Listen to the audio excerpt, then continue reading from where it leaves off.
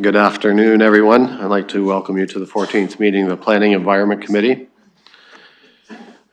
Please check the city website for additional meeting detail information. The City of London is situated on the traditional lands of Anishinaabe, Haudenosaunee, Lenapehoik, and Adirondack. We honor and respect the history, languages, and culture of this diverse Indigenous people who call this territory home. The City of London is currently home to many First Nations, Métis, and Inuit today. As representatives of the people of the City of London, we are grateful to have the opportunity to work and live in this territory. The City of London is committed to making every effort to provide alternate formats and communication supports for meetings upon request. To make a request specific to this meeting, please contact PACPEC at london.ca or 519-661-2489, extension 2425.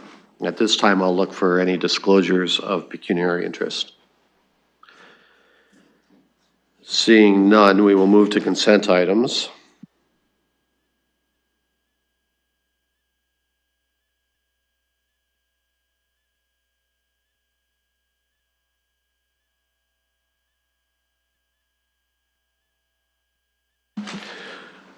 We have had a request to have 2.4 pulled, so as is custom, we will move that to the end of this meeting. So that leaves 2.1, 2.2, and 2.3. I'll look for a motion to move those. Councillor Cuddy, seconded by Deputy Mayor Lewis. And before we put those items on the floor, I just would like to go to staff just regarding 2.2. If you just give us a little extra information on this fund and the updates before us today.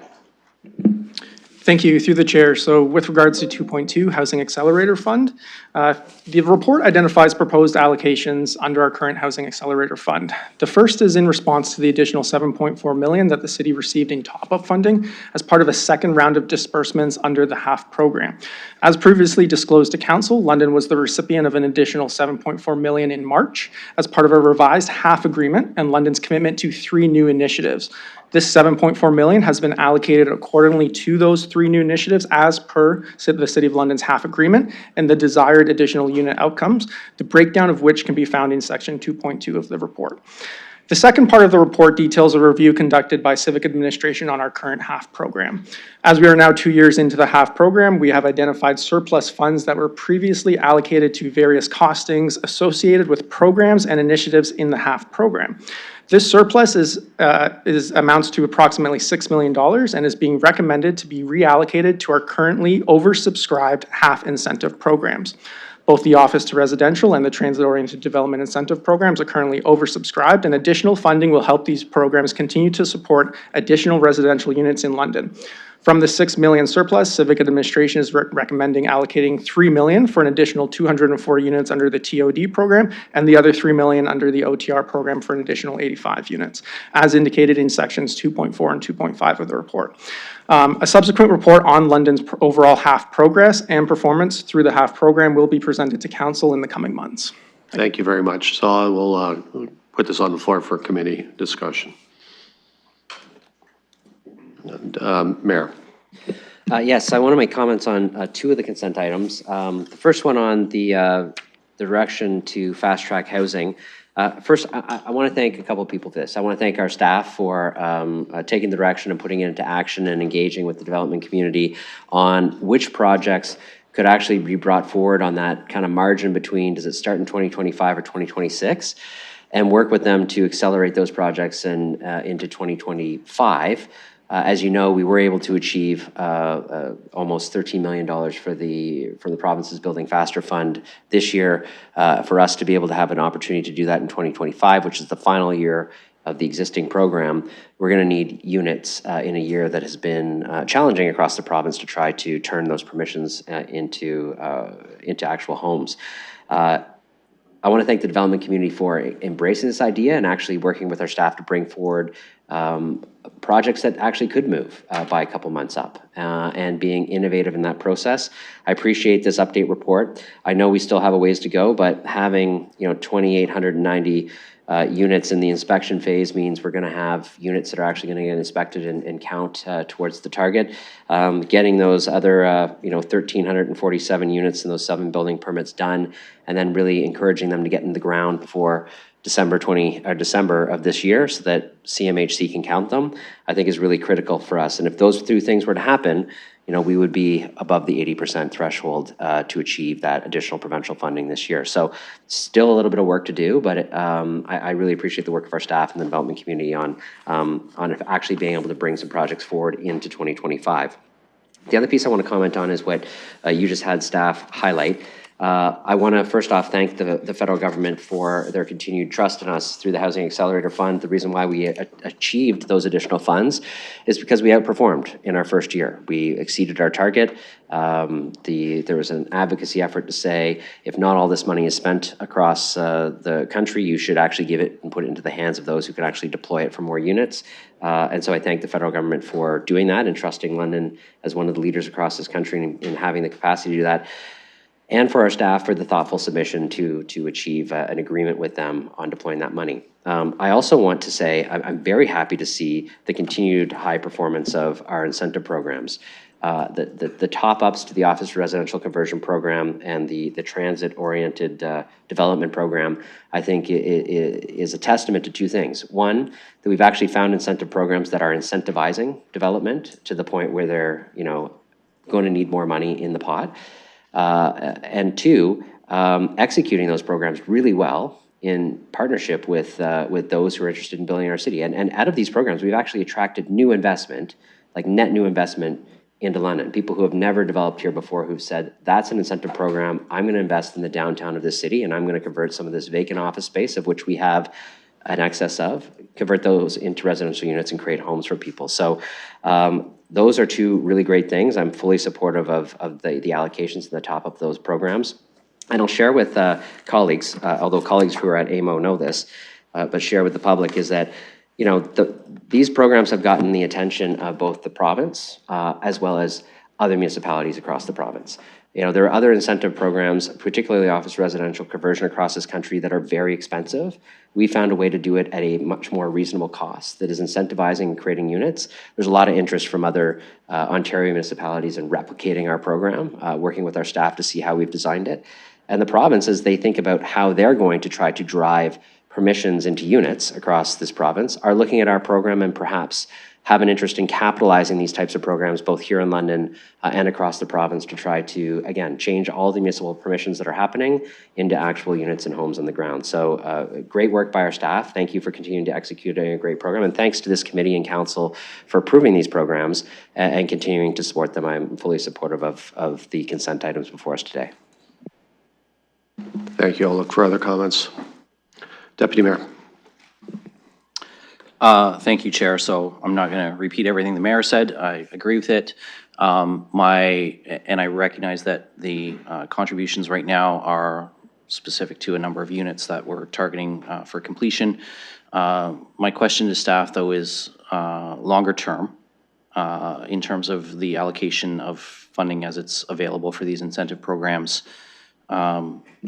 I'm of the mind that the transit-oriented developments were happening anyway without the incentive programs. We saw some of those come in prior to the incentive programs existing.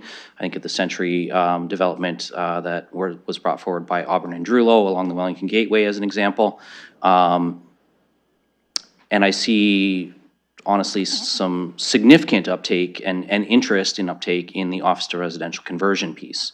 So in the longer term, will staff be evaluating the ratios applied to these 2 programs in terms of where we would be spending? Would this be an ongoing process where you may bring forward funding allocation adjustments to us periodically? Because obviously, if we can get office to residential, I'm going to try not to use acronyms, if we can get the office to residential happening faster, to me, I mean, first of all, we're using existing buildings, and so the turnaround time can be faster than new builds on a transit-oriented development. So I'm just wondering how staff will approach this moving forward, because I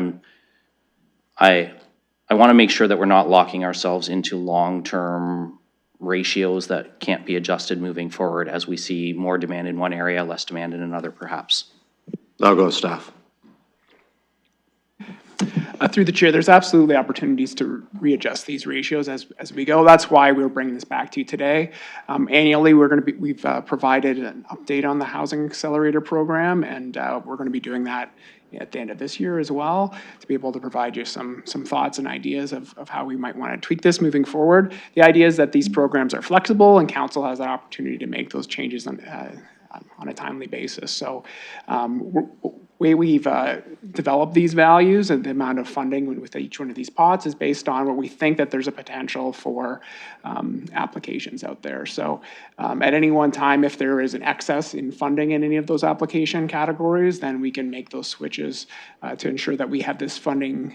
And to let you know as well, like one of the priorities for this funding as well is to be able to have it being used it before the end of the deadline in the Housing Accelerator Agreement, which is in 2027. So that's part of the component of it as well. So we can make those tweaks over time, and very open to any input that council has on how to proceed.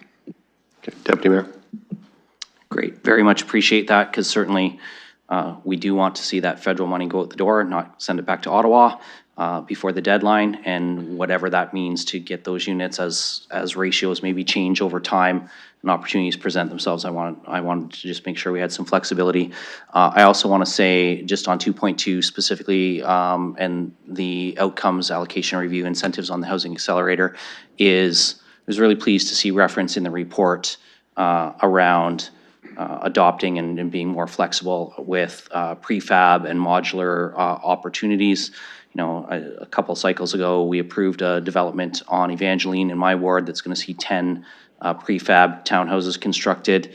I was talking to some folks from Fanshawe College a little bit earlier before the meeting, you know, having talked to the developer and hearing that once we get past the sewer work that we're doing there so that the holding provision can come off and the builder can actually start building, that once that hurdle is cleared, you know, they're projecting about 3 months from start to finish from the slab being poured for the foundation to occupancy. So when we can bring units online that fast, that's a really attractive option for us to consider. And so just seeing that referenced in the report and knowing the work that I know Ms. McNeely and Ms. Matten and Mr. Shaw's division as well have been doing around these prefab considerations, much appreciated, and glad to see that reflected in the report, because I think it's a real opportunity for us. Thank you. I'll look for other members of the committee. We'll go to the mayor. Yeah, not that I'm going to get into a cross debate with the deputy mayor, but he raised an important point. It's true, some of the developments may have occurred anyway. Some of these have permissions. But one of the things I think is an advantage of the incentive programs is they are forgivable loans. So the loans are there, liens are taken against the property. It sets a time frame for the development to come to fruition. And so we are actually ensuring that permissions that, you know, could be sat on or prioritized across the province from a capital perspective in many ways, have a time frame to access that funding and are brought to fruition sooner. So I agree, shuffling between the programs is a good idea. Let's put the money where it's most effective, but let's also recognize that we want to turn the permissions into actual units and homes. And for someone to sign up for these dollars means they're signing up for a timeline to bring it to fruition if they actually want to access that incentive, which is important to us if we're going to achieve our goals over the next decade as well. Thank you. Other members of the committee or visiting councilors? Seeing none, if the committee will permit me, just some brief comments, kind of echoing that. I just want to thank staff right from the beginning for their efficient work in getting housing to market, which allowed us to be the first in Canada to be recipients of the Housing Accelerator Fund from the federal government. These funding requests require a lot of work. They're very complex. And just the success applying requires a lot of work. So thank you for that. Now we move into the administration of it, and good job there. I mean, it's clear that we're being very effective in using those monies and getting the results that are desired, and keeping the flexibility that we can adjust and call audibles of the field as we move to different challenges. So I just want an opportunity to say thank you to you and your staff for the terrific efforts there. I'll look for any other comments or questions. We've got a motion moved and seconded. I'll call the vote.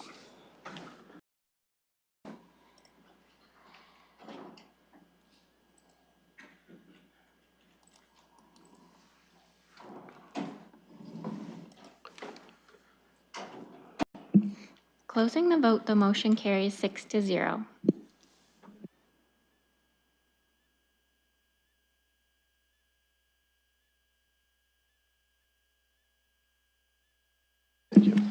Okay, moving on to 3.1 of the scheduled items, we have a delegation from Mr. Matrale, the Chair of the Community Advisory Committee on Planning. So I will look to you, sir. You have 5 minutes. Please go ahead. Thank you, Mr. Chair, and good afternoon, members of PEC. My name is John Mark Metre. I'm Chair of the Community Advisory Committee on Planning. You have a report from our August meeting on your agenda that has a few items I just wanted to go over for your benefit. The first is on the CACP's feedback on some draft Heritage Conservation District guidelines. You'll recall that council, arising out of an earlier CACP recommendation, asked staff to prepare a more permissive set of guidelines for newer materials in heritage conservation districts. We were quite pleased that staff came to us for some additional feedback on a first draft of those guidelines. We had a working group struck by the CACP to look at those guidelines and prepare some more formal feedback. The long and short of that report is we certainly appreciated the work staff put into the first draft of the guidelines.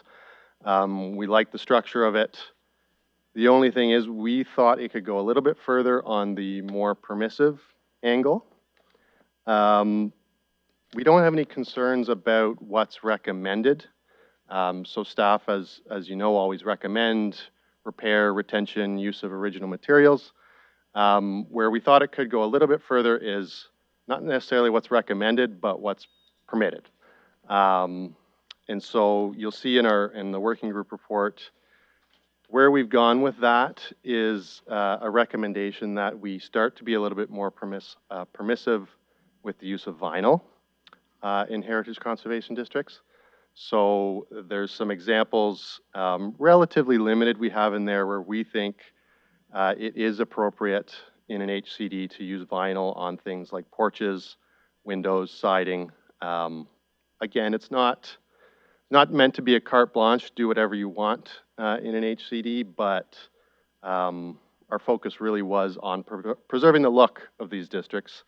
And if there are ways that newer materials can be used while maintaining the look of the district, we felt you could be a bit more permissive on kind of micromanaging those materials. I'll add as a personal comment, as I usually do, that I do think recognizing some of the frustrations homeowners have with heritage designated properties is important, and in the long term beneficial to preserving heritage in London. I think if we want to have more resident buy-in into designations and HCDs, a signal that we're going to be more flexible in a visible way like this would be actually a positive for heritage. The next item in our report I just wanted to talk about was you've got on your agenda as well the Kellogg's application. And I did want to reiterate the recommendation in our report, which was very supportive of what's happening there. We're always happy to see an owner that embraces their obligations with respect to heritage positively. We think what's going on there is kind of reinvigorating that piece of industrial history in the East End. So we're very happy with the application, and we think the owner's continued stewardship of that property and the actual designations we're seeing come forward as part of the recommendation That's something that should be celebrated, and the committee was very supportive of. The last item on our agenda, and this is always my least favorite topic to bring up, but it's a request for some funding. So we've got subcommittees and working groups of volunteers doing what I think are valuable work for the city.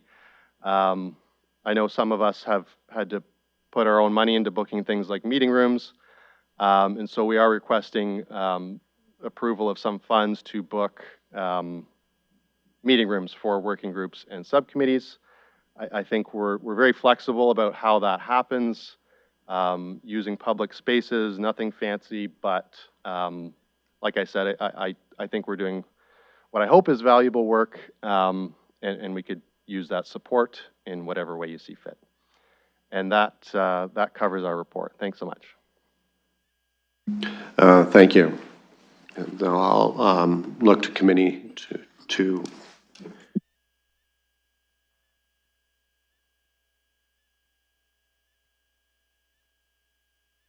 Okay, so there is a motion in eScribe that we can refer to in our discussion. I'll go to the Deputy Mayor Lewis. So I'll put that motion on the floor so we can start our discussion. I'll look for a seconder. Councillor Cuddy. I'll give everyone a second to refresh their screen so they can take a peek.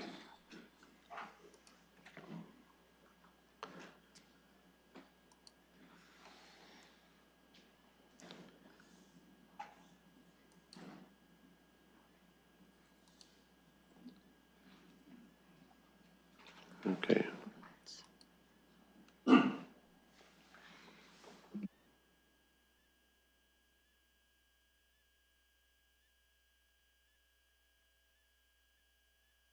So you'll find it under votes. That's where the motion is.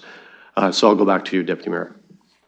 Yeah, thank you. And I want to thank our Community Advisory Chair for coming and updating us today as he does regularly. That's appreciated. We've also had a chance to have a conversation one-on-one. I'm willing to support the expenditure of up to for the remainder of 2025, but I have communicated to our advisory committee chair that it's my intention to work with him to find space for daytime working group meetings here at City Hall so that they do not have a rental cost. And I appreciate the comments about finding public space because we do have some community centers with audiovisual. Obviously, some of our library branches have those things too. I recognize that clerks don't support working groups of advisory committees, fully acknowledging that, but there's no need for a working group to have a clerk in order to use a boardroom in our building, in my opinion.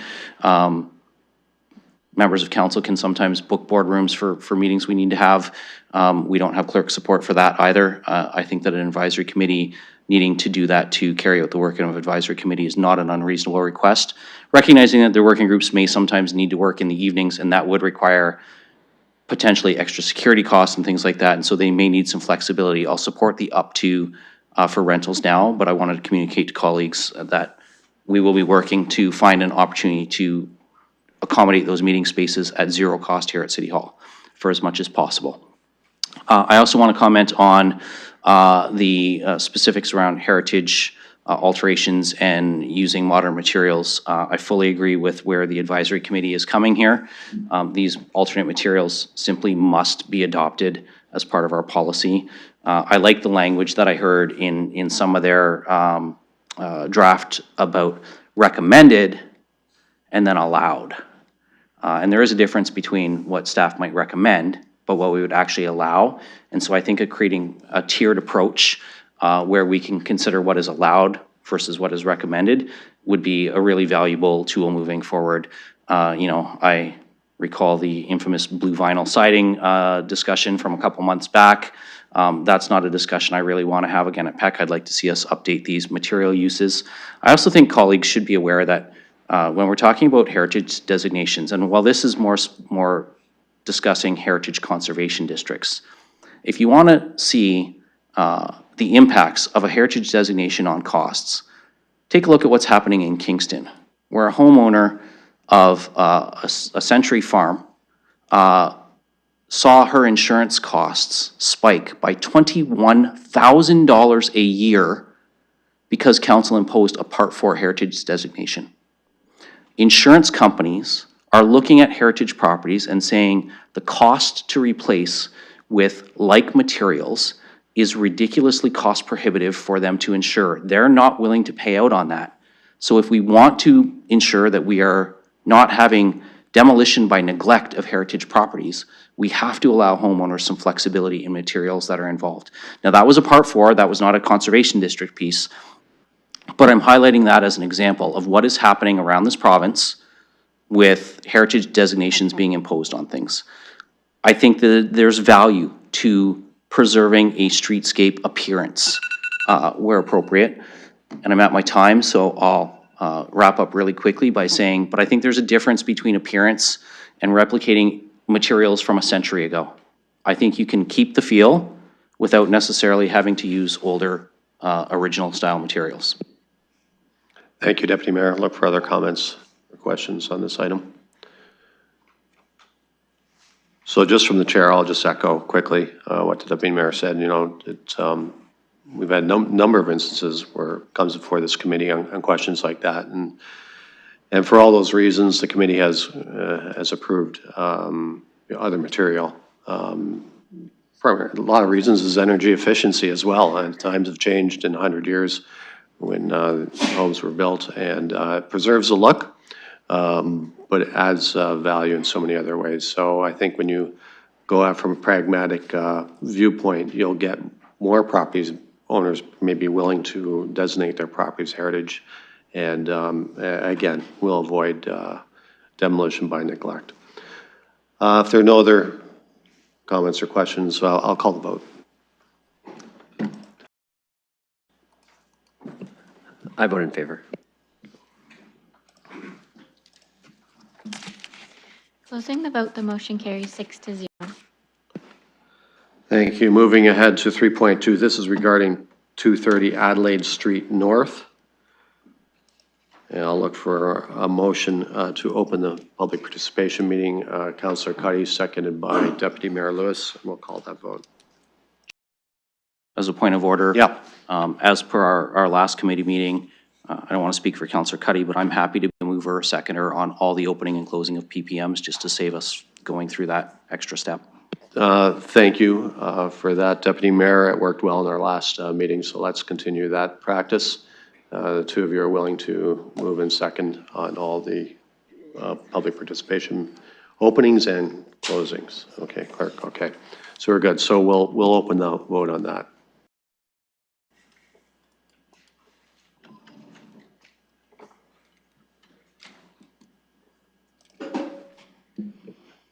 Closing the vote, the motion carries 5-0. So I'll look to the applicant. The applicant would like to address the committee. Please, sir, go ahead, give us your name, and you have 5 minutes. Yeah, my name is Dave Thomas. I represent property. Excuse me, sir, are you the applicant? Pardon me? Are you the person applying for this rezoning? Or I'd like to hear from the applicant first before we go to the general public. That's okay. That was my fault. I apologize. There you are. Okay. Please, ma'am, give us your name, and you have 5 minutes. Thank you. Good afternoon, members of committee. My name is Lauren Suley, and I'm an urban planner with Civic Planning and Design, Inc., here today representing our client, London Sports Group. I'm also joined by Jacob Baribeau, who is a part of the project management team on this project. This application is to permit a commercial recreational use on the lands known as 230 Adelaide Street North, which would serve as an expansion of the current BMO Center located at 295 Rectory, which is immediately north of the project site.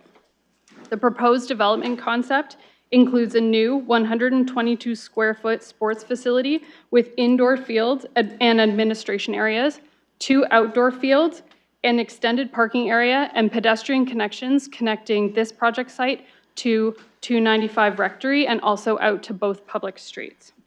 The design of this facility is intended to create a campus-like environment between the two properties, The proposed development will be able to expand the ability of the BMO Center to provide more opportunities for programming and recreational uses as it is currently operating at capacity. The proposal conforms with the existing approved amendments to the London Plan for industrial conversions, which redesignated these lands from a light industrial place type to a commercial industrial place type to permit a broader range of uses, including commercial recreational uses. The proposal also aligns with the city's goals to support evolving recreation and leisure needs in the city and to work collectively with other providers of facilities and venues to address these demands. Additionally, the proposal also aligns with the city's goals of promoting planning that creates diverse, accessible, and connected communities, and also aligns with the goals of increasing economic opportunities, which can benefit residents. We would like to thank staff for their work on this proposal. We are in full agreement with the staff recommendation, and we are available to answer any questions. Thank you. Okay, now we'll go to the public, and now we can go to you, sir. And please give us your name, and you have 5 minutes. Yeah, my name is Dave Thomas. I manage a property that's adjacent to this new proposal on 230 Adelaide Street. Our property is at 750 Little Simcoe Street, and we have some serious concerns with going ahead with this plan. We don't have any problem with the actual recreational side of the plan. What our concerns are is the future stormwater management on the proposed site. We experience over the years now, since the second addition to the BMO Center was put in, we get flooding in our building. We have a building about 15,000 square feet, and sometimes we get 9,000 square feet of building underwater. This is inside the building, not in the parking areas of our property. And it's because when they initially put in the BMO, they raised the property height for the building, and when they put in the second addition, they kept that same height all the way through, and this has caused us a problem. When the first part of BMO went in, we weren't concerned because it was quite a ways away from us, but we experience floods quite often.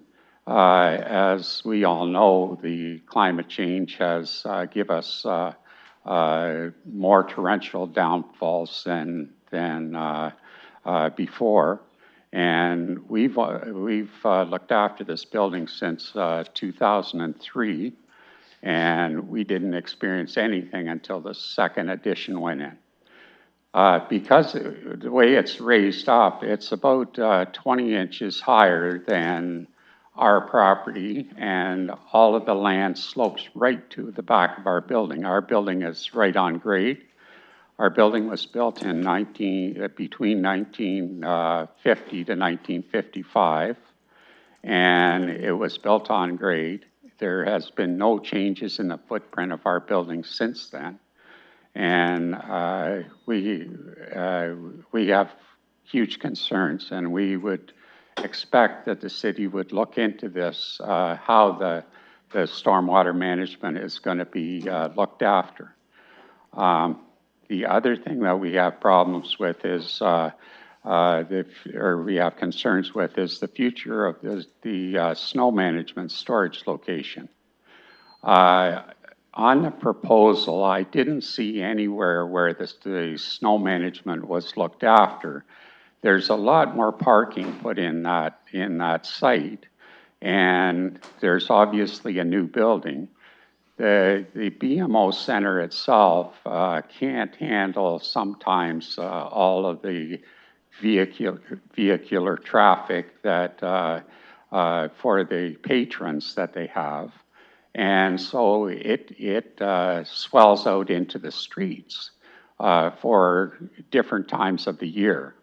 And So the snow management part, we have an area at the north and west end of our property that is kind of locked in, and they were piling snow up on our property, and I always approach the BMO, and they look after it, they take it away, but they have piles there that are 20 feet high, and then when it melts, of course, it runs right into our building. And that's when we see it. We don't see it on a daily basis. So we see in the new plan that appears on the north side of the new proposal that there's two look like soccer fields. I would guess it didn't say on the proposal, but I would guess that's what they are.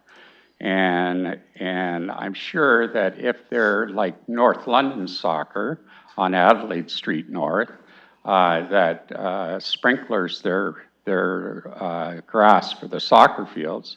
I'm sure if the BMO does that on their outdoor fields, they're not going to put snow that has salts in it on that field and wreck their grass. So I would suggest that the city look into that and make sure that they have an area on their own property, or that they're going to move it every time they plow it, which is an enormous task. Okay, thank you. That's your time. That's my time. Thank you. I'll look for other members of the public that would like to address the committee. I'll ask the clerk if there's anyone online. Seeing nobody else, I will look to, we have a motion to already, it's moved and seconded, so I will call the vote to close the PPM.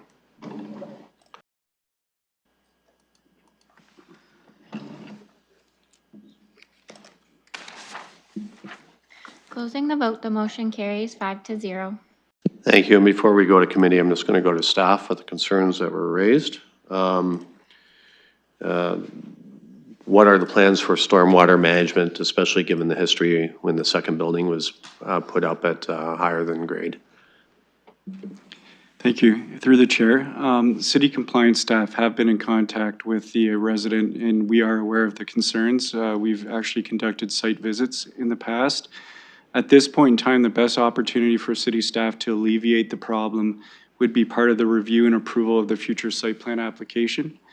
We would require the stormwater to be self-contained on site. The previous site plan application where there was that expansion the resident was referring to was closed in 2016.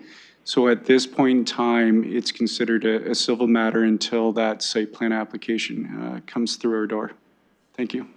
Thank you. And at that time, would you look at, snow removal, where the snow is being piled up and how close to the adjoining property?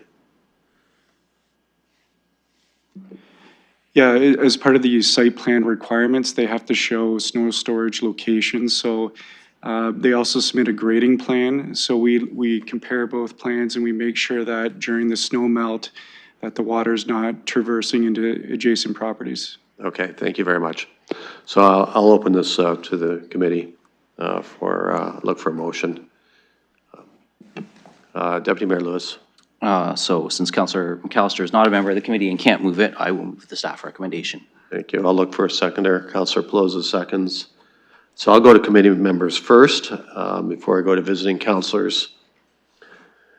Seeing none, then we will go to Councillor McAllister. Thank you for recognizing me. Yeah, sometimes I jump the gun. I forget I'm not a member of this committee. But appreciate the opportunity to speak today. I know this is a very exciting project. Falls in my ward, and BMO is well used by not only East London, but all of the city. I know it's always at capacity. I've had people reach out saying, they want to do more soccer, and there's just not enough spaces, right? So I think anything we can do to increase that capacity is definitely welcome news. And, you know, from the comments, Mr. Thomas, appreciate you having a conversation with me beforehand. I know you've had conversations with BMO as well in terms of trying to mitigate some of those things. But I do think, as staff have indicated through the site plan, they'll work on those issues, so that's great to hear. I just wanted to take this opportunity to say how exciting this project is. I know, as I said, that, you know, there's a lot of talk in the community in terms of increasing our recreational capacity. So when we can expand the current facilities, that's always great to hear. I do just have one question, recognizing obviously this isn't the first rodeo in terms of converting these types of lands, but in terms of whether staff have any concerns with the conversion and any, like, say, contaminants or any issues with the land itself that might arise. I'll go staff. Through you, Mr. Chair, staff recognized that there could be possible site contamination, so they have included a holding provision to address this. Counselor? Okay, thank you. And yeah, recognizing a lot of this used to be the former rail yard, you know, there's always challenges with these sorts of brownfield developments. I think what we've seen in the past is great use of this site. I think whenever we can take the opportunity to turn something like that into something productive that the whole community can enjoy, I think we should take those opportunities. So I can't vote on it today, but I am supportive of this application. Thank you. Thank you, Counselor. I'll go to Counselor Pribble. Thank you, and thank you as well, Mr. Thomas. And I think those both the snow and the water are certainly very important things to consider. But I just want to say one thing as well in terms of the zoning. I'm very pleased to see this coming forward. I always thought actually if it was feasible for us to move the AJ Tyler somewhere else, that making the whole block a sports facility would be absolutely magnificent, especially so close to downtown. So I'm very much supportive of it. The environmental study should be completed, by the way, within the next 2-3 weeks, and the outdoor fields, they should be artificial grass. So there are no plans to be natural grass. And again, this facility, the existing BMO, is very much well used. And I think every time I drive by, I look to the right. I usually go from south to north. And I say, wouldn't this be great to have this as a sports facility all the way to Adelaide? If you look to the right, when you travel, you'll see that it's not anything nice to look at. So very much support of it at the council. And yeah, looking forward to having completed. And those designs looks absolutely magnificent. Thank you. Thank you. Other comments or questions from committee, visiting councilors? Again, just from the chair, this is terrific to see. I remember speaking to the owner of BMO Field and learning about this possibility a few years ago, so I'm really happy to see it here today. You know, so many cities have industrial areas from 50, 100 years ago in their core of a city that's expanded, like London, that have left to be derelict, unused. And here we have a great example, along with what we're going to see later on the agenda, of a previous industrial area being repurposed into much needed recreational facilities. So terrific to see it here today, and be happy to support it. Any other comments or questions before I call the vote? Seeing none, then we will call that.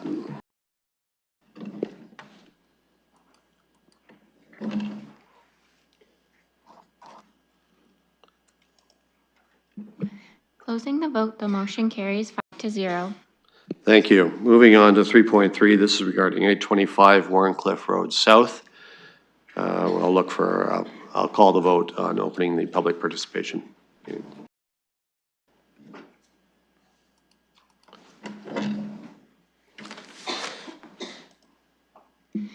Closing the vote, the motion carries 5-0. Thank you. I'll look for the applicant to address the committee. I'll ask the clerk, would they be online by any chance? No? Okay. Then we'll open the floor to the public that would like to comment on this item. I don't see anyone coming to the mic. I'll look to the clerk to see if there's anyone online. No? Okay. So we have a motion already moved and seconded to close the PPM, so I will call that vote.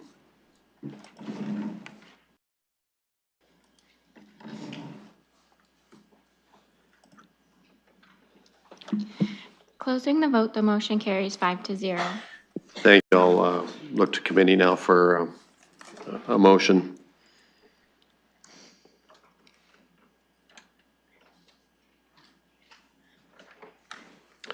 Deputy Mayor Lewis. I'll move the staff recommendation. Thank you. For a seconder, Councillor Cuddy. Any comments or questions? Seeing none, we'll call the vote.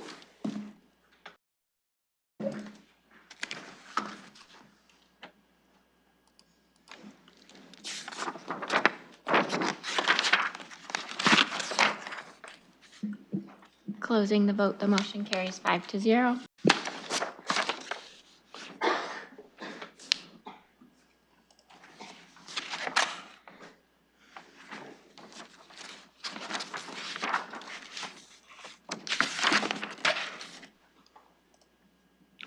Okay, moving on to 3.4, and this is regarding 1103 and 1111 West Elborn.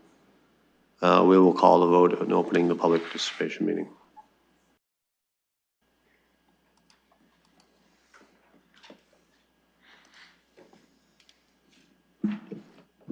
Closing the vote, the motion carries 5-0. Thank you. I'll look to the applicant. Sir, please give us your name, and you have 5 minutes. Good afternoon. Pardon me, Mr. Chair, members of the committee. My name is Scott Allen. I'm with MHBC Planning. We are acting on behalf of the registered owner and the applicant, Westdale Development Corporation. Westdale has provided the committee with a letter in response to the planning staff report recommending refusal of the project based primarily on the overall intensity and form of the proposed design at this location. At this time, I'd like to briefly touch on matters presented in that letter, and also members of our project team are available in attendance to answer any questions. So as outlined in the Westdale letter, the design of the high-rise tower and stacked townhouse building was carefully considered by our project team and is intended to be compatible with the local development context and complementary to the mix of uses in the Riverbend West 5 community. The project would also help broaden local housing choice and housing supply in this developing area. Our project team acknowledges concerns noted in the staff report regarding the overall height and intensity of the project, and note that design includes three key elements to help mitigate these concerns, which I'll briefly discuss. Firstly, the proposed mixed-form design concentrates the density and height of the apartment building primarily along the West Elborn frontage and adjacent to the new commercial center to the south. Building height and massing is then stepped down to the 3-story stacked townhouse planned internal to the site and adjacent to existing residences. Also, to further help height and density transition, the tower incorporates a 4-story podium component along West Elborn. Secondly, a centrally located outdoor amenity space is planned to provide shared recreation space for townhouse and apartment residents.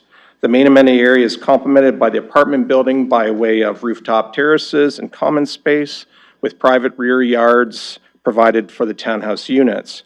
And thirdly, landscape elements would be provided at strategic locations within the development to help enhance the pedestrian environment and the overall aesthetics of the site.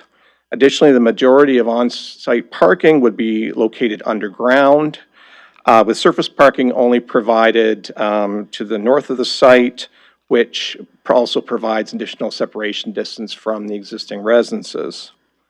In effect, this proposal would support additional housing options with convenient walking distance of developing commercial areas, employment opportunities, and parkland.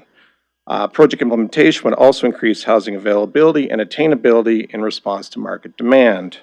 To conclude, in light of these considerations and those set out in the Westdale letter and in submission material, we respectfully request that the committee adopt this application as proposed. Thank you, and we'll gladly answer any questions committee members may have. Thank you. I'll look for other members of the public who would like to address the committee. I'll ask the clerk if there's anyone online.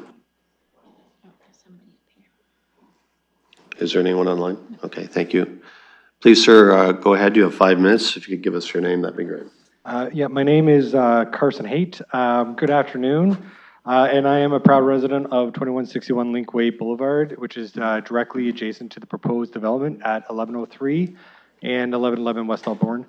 I also serve as a high school teacher with this Catholic School Board, a role that deepens my commitment to the well-being of our youth and the integrity of our neighborhoods. Today, I speak not only as a homeowner, but as a father of 2 young children, ages 4 and 6, who I feel strongly that their safety, privacy, and future are at stake in this proposal. I am here to adamantly oppose the construction of a 12-story apartment building and to support the recommendation for a scaled-down 3-story condominium with no underground parking. This development is not just out of scale, it is in direct conflict with the city's own planning principles outlined in London place type policies. According to Policy 749, the plan emphasizes that each place type must reflect a vision and guiding principles that promote highly functional, connected, and desirable places. The proposed 12-story does not reflect this vision. It disrupts the existing low-rise residential character and undermines the principle of compatibility and transition. Policy 753 of the same document outlines planning measures for use, intensity, and form, stressing that development must be context sensitive and appropriate to its surroundings. A 12-story building in a low-density neighborhood is not context sensitive. It's intrusive. A 3-story condominium, on the other hand, aligns with the expected intensity and built form envisioned for this area. From my backyard, this building would loom over our home, casting shadows not just physically but emotionally. My children deserve to play outside without the constant presence of a high-rise structure watching over them. This is not just about aesthetics, it's about privacy, mental well-being, and child safety. As an educator, I teach my students about stewardship, sustainability, and civic responsibility. I cannot reconcile those values with a project that would require the destruction of mature trees, disrupt local ecosystems, and impose unnecessary environmental costs. These trees are not just part of our landscape, they are part of our identity. We are the forest city, not the concrete jungle. They provide shade, habitat, and a buffer that protects our homes and our peace of mind. Furthermore, the inclusion of underground parking introduces risks we cannot ignore: soil disruption, increased runoff, and long-term maintenance burdens that will affect both residents and the city. A 3-story condominium without underground parking is a reasonable compromise, one that allows for the growth without sacrificing the soul of our community. I am not against development. I am against irresponsible development. Growth must be thoughtful, measured, and rooted in the principles of livability, environmental stewardship, and community cohesion. The current proposal fails on all of those counts, and it fails by the standards set in your own planning documents. I urge you to listen to the voices of residents, educators, and families, uphold the recommendation to refuse the current application, and support of development that respects the neighborhood, protects our children, and honors the values we teach in our schools and live by in our homes. Thank you for your time and consideration. Thank you. I'll look for other members of the public who would like to address the committee.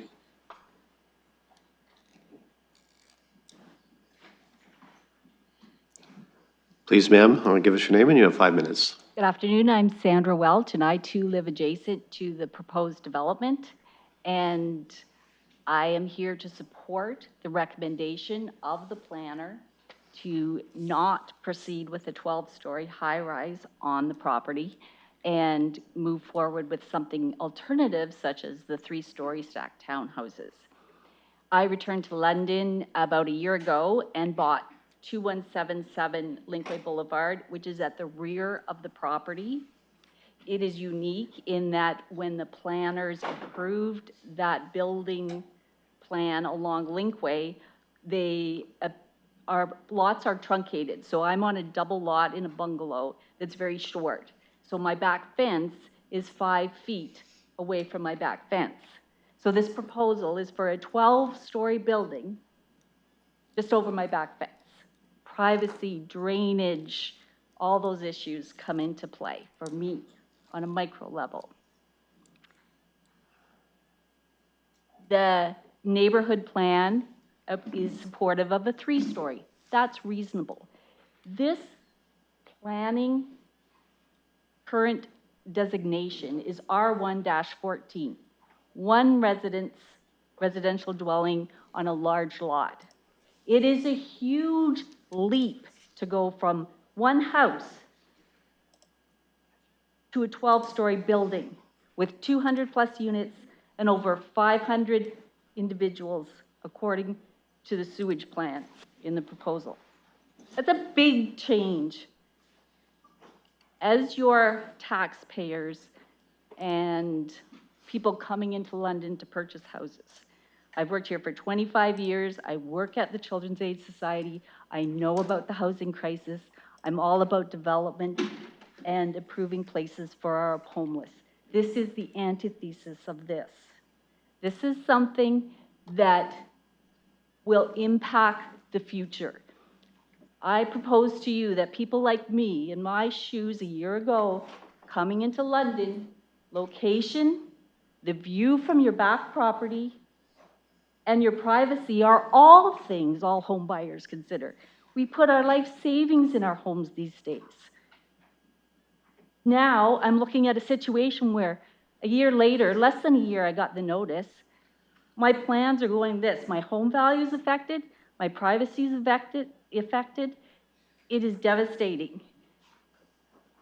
I think it's important for the Planning Committee and the councillors of London to consider the trust of your taxpayers and your future taxpayers. Don't breach that trust by going forward on proposals and application changes that are merely for the short-term buck. Think of the long-term consequences. There's lots of things on the table. We heard about them earlier. Changes from office to residential. There's lots of large high-rises being approved for economical housing on public transit with close-by amenities. This is none of those. This is an opportunity to make the wise decision and look to the future of London, the Forest City. Thank you. Thank you. I'll look for any others that would like to address the committee. I'll check with the clerk again to see if there's anyone online. No one online. I don't see anyone else approaching the microphone, so I'll call the vote to close the public participation meeting.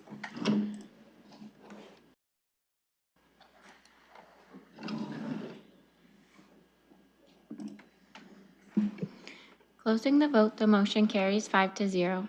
Okay, I'll put this item on the floor for committee members. I'll go to Deputy Mayor Lewis. Thank you, Chair. So through you, I actually want to move a referral on this. And I have sent the clerk some language. And I do apologize for the short notice that it wasn't circulated. I did, however, just preface the referral to say, I did reach out, having read the staff report after the added agenda was received, to the applicant, noting that staff had said this is an appropriate area for intensification, not just what has been brought forward, and whether or not the applicant would be amenable to a referral. My understanding is he is out of the country, but I did receive a reply saying yes, he would be amenable to sending this back to staff to work with something, continue to work with them on something that would be a lower height and density. So I'm taking him at his word for that from a conversation we had this morning. And I am prepared to move that the application from Westdale Development Corporation, care of HMBC Planning, Urban Design, and Landscape Architecture relating to the property located at 1103 and 1111 West Delbourne be referred to Civic Administration for additional discussion with the applicant with respect to an application amendment of reduced height and density considerations. Okay, and I'll look for a seconder for that. Councillor Cuddy seconds. So we have a referral on the floor. I'll look for a discussion on the referral. I'll go back to you, Deputy Mayor Lewis. So now that I've shared some prefacing and confirmed or shared with committee that I've had a brief discussion with the applicant this morning, to me, I don't want to get into prescribing specific form, what the actual density numbers that staff would feel are appropriate is appropriate. Applicant may change their pro forma sum, mix up what the form looks like, but given that they've indicated they're willing to go back and have another round of discussion with staff and maybe brings forward something less intense, I'm willing to give them that time rather than just doing a refusal and then having an application come in and start from scratch. I normally don't support referrals, but because I looked at both the staff recommendation or staff report that indicated there is an opportunity for some residential development here. There could be some intensification. And the developer saying, well, they're willing to come in with something less intense. Again, I'm sure there's been some discussions about that already, but I think with the refusal recommendation here and the developer seeing either a refusal or an OLT appeal or going back and talking with staff some more, I'm hoping that they'll go back and talk to staff some more about what might be a more appropriate fit here. So that's the reason for my referral. I think that there's still an opportunity for a further conversation here before saying yes or no and potentially handing it over to a tribunal. We might be able to come to something that's acceptable here at committee. So I'll leave it at that. Okay, thank you. I'll go Councillor Cuddy. Thank you, Chair, and through you. And I was prepared to support the staff recommendation, but after hearing both the speakers, talk about you're not opposed to development. You're opposed to you want responsible, sustainable development, and that means a lot because that's what I want too. And thank you for speaking today about that. And I do appreciate Deputy Mayor bringing this forward, and I'll be supporting the referral. Okay, thank you. I'll look for other comments or questions from committee members or visiting councilors. Councillor Plaza. Thank you, Mr. Chair, and thanks to the members of the public who came out today and spoke about this. I had also had the opportunity, couldn't get a hold of the applicant directly, so thank you to Deputy Mayor Lewis for getting that one because I wasn't able to catch them. And I too was interested in the infill and residential housing, but with staff's report being a no, looking forward to when this comes back, what is considered behind the scenes as it comes back, knowing that other things have been approved but not yet built in the area, looking at the heights of those buildings, of what could be in line with the vision for that area, what the servicing is in that area. And I know there's some other questions and concerns about people's backyards, privacy, and the land around it. So hoping some of that could be addressed behind the scenes before it comes back to us again. Thank you. I'll look for other comments or questions. Councillor Hopkins. Yeah, thank you, Mr. Chair, for recognizing me. I'm not a part of this committee. I'd like to first of all start off with thanking the community for coming out. Your voice is important. We've heard from the community in the letters that we've received that are attached to the recommendation. I do have a couple questions through you to staff. On the referral, I was prepared to bring forward a motion. We know the refusal is only on the 12th story building. It's not on the stacked townhouses. And I am prepared to bring forward a motion to support the stacked townhouses. I know not everyone in the community would agree with that, but it is to me important that there be some form of intensification in this area because our policies do support stacked townhouses. So my first question is, if this was referred, well, looks like it's going to get support from this committee to have it referred back, what is allowed with this development at the moment? What do policies support? I'll go to staff. Through you, Mr. Chair, through the recent Heights Framework Review approved by the Ministry and the London Plan, the height allowed on this property is 3 stories. Thank you. Councillor. So we understand what's allowed, 3 stories. There's always room for movement. It's always good to be flexible. So I just want to make sure committee members understand what is going to be coming back here. If a request for a 10-story or an 8-story is going to be coming back.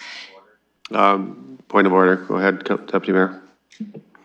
With all due respect, Chair, I don't think we need the councillor lecturing us on making sure we understand what is allowed currently. That's laid out in the staff report. We do vary occasionally. The applicant may come back with 4-story stacked towns, and we may consider that.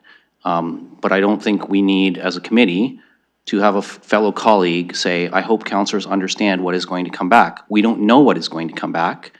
A discussion is going to continue.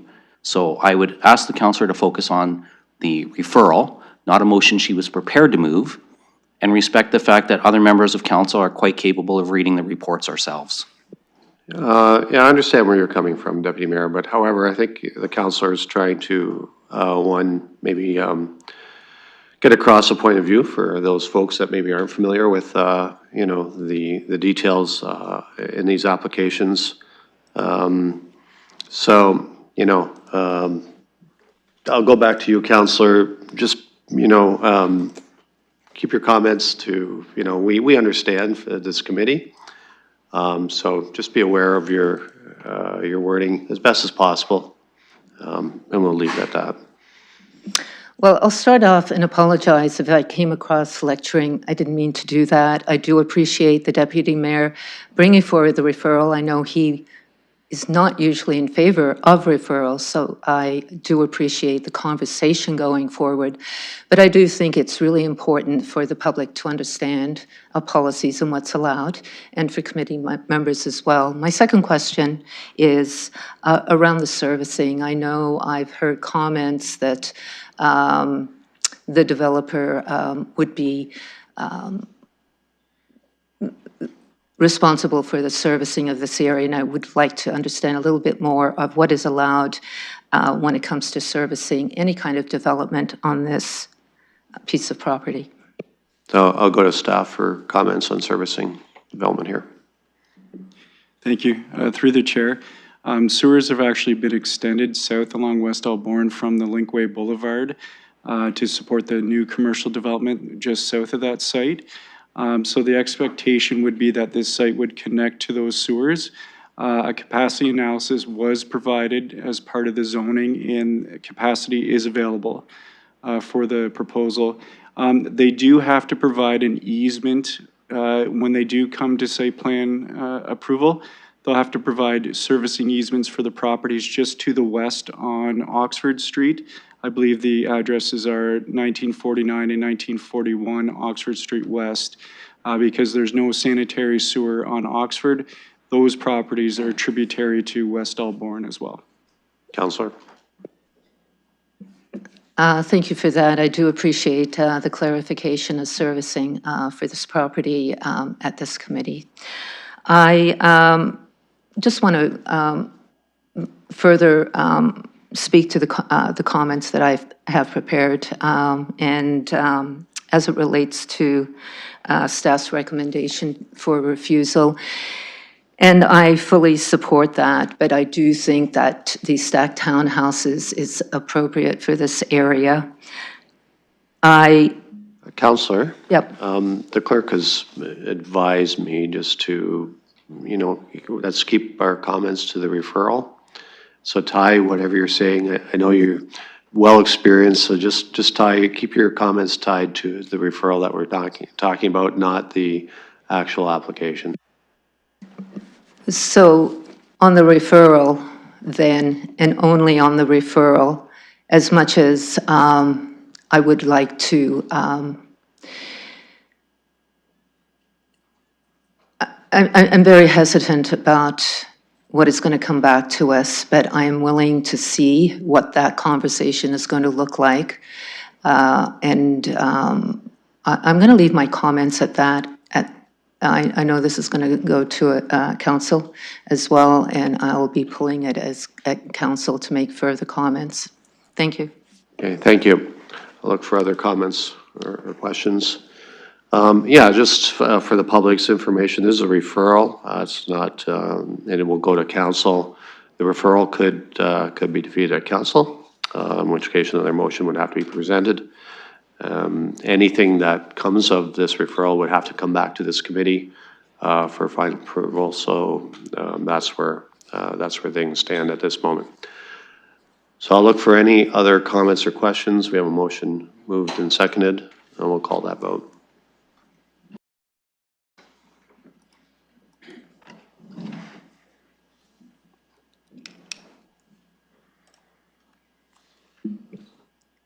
Closing the vote, the motion carries 5-0. Thank you. Moving on to 3.5. This is regarding 1911 North Rutledge Park. We have a motion already moved and seconded to open the PPM, so I'll call that vote.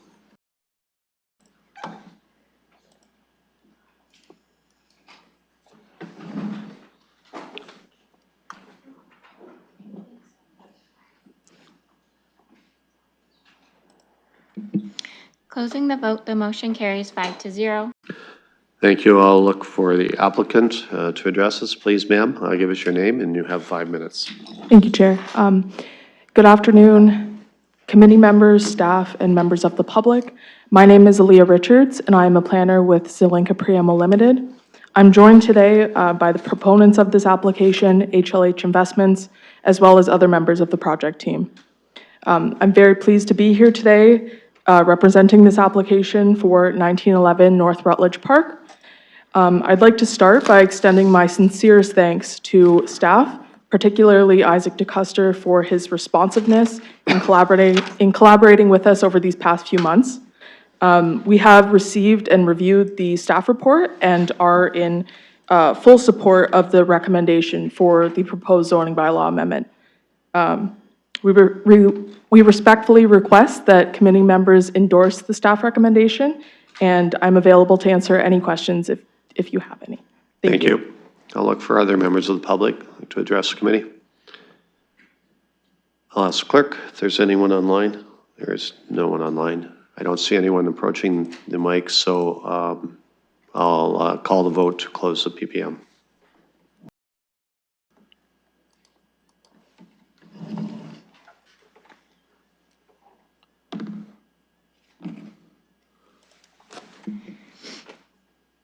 Closing the vote, the motion carries 5-0. Thank you. So I'll open this item for committee. Looking for a motion. Councillor Cuddy. I'll move staff recommendation. Thank you. I'll look for a seconder. Deputy Mayor Lewis.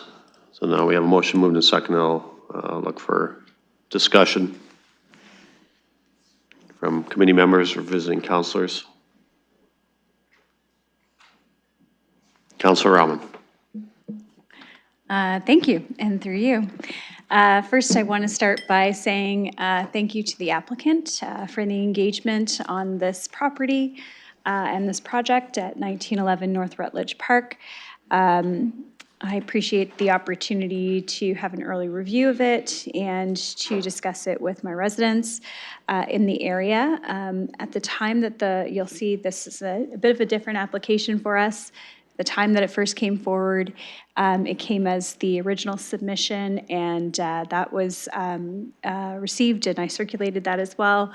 And then there was a change in that timeline to a second submission in August 2025, and I appreciate the applicant reaching out on that change in the submission. I don't see the change as a significant change in terms of the density in that particular development and the height. I know that previously I had residents share concerns about the height. I don't think that changes much with the height difference from 7 to 8 stories. So overall, I appreciate the feedback from staff and support the recommendation that's in front of us. And I also appreciate the engagement from the BIA on having this the developer explore ground floor commercial in this property as well. I think that it's true to the BIA's context and what they're looking for within the Main Street place type as well. So all in all, just wanted to speak in support of the application. Thank you. Thank you, Councillor. I'll look for other committee members or visiting councillors weigh in here if they would like. Seeing none, we have a motion moved and seconded. I'll call the vote.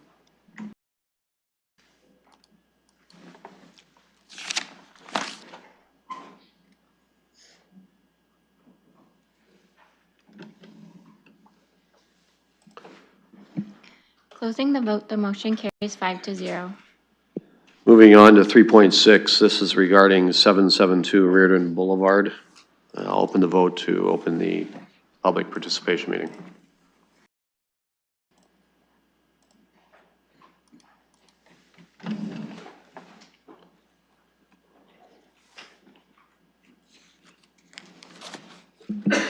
Deputy Mayor Lewis. Closing the vote, the motion carries 5-0. Thank you. I'll look to the applicant if the applicant would like to address our committee. Please, ma'am, give us your name and you have 5 minutes. Good afternoon, committee members. Carrie O'Brien with Drulo Holdings. We'd like to take a moment to express our gratitude to staff, site plan subdivisions, building team for moving multiple different items on this file forward and keeping us all in line. We've reviewed the recommendations of staff and have no concerns, and I am available if there are any questions. Thank you. I'll look for members of the public who'd like to address the committee on this item. I'll ask the clerk if there's anyone online. There's no one online. I don't see anyone approaching the mic. So I'll call the vote to close the PPM.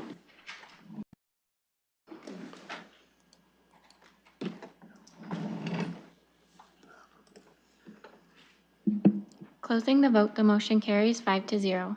Thank you. I'll put this on the floor. Looking for a motion from committee. Councilor Pelosi. Thank you. I'll move staff's recommendation to get us started. Thank you. I'll look for a seconder. Councilor Cuddy. Look for discussion. Okay, we have a motion moved and seconded. We'll call the vote. Oh, I'm sorry, Councilor Hillier. Sorry, we didn't see you on the screen there. Now, please go ahead. Thank you very much. Thank you. Just a comment. I do appreciate this, and I appreciate the timing on it, that this is going in before the other development, so the people know what's coming around them, and we're not shoehorning in afterwards. So I do truly appreciate this coming forward before the rest of the development, and thank you. And it does have enough parking spaces for once. Thank you. Thank you, Councilor. Sorry, I missed you on that one. Appreciate you waving. Look for any other comments or questions. We'll call the vote.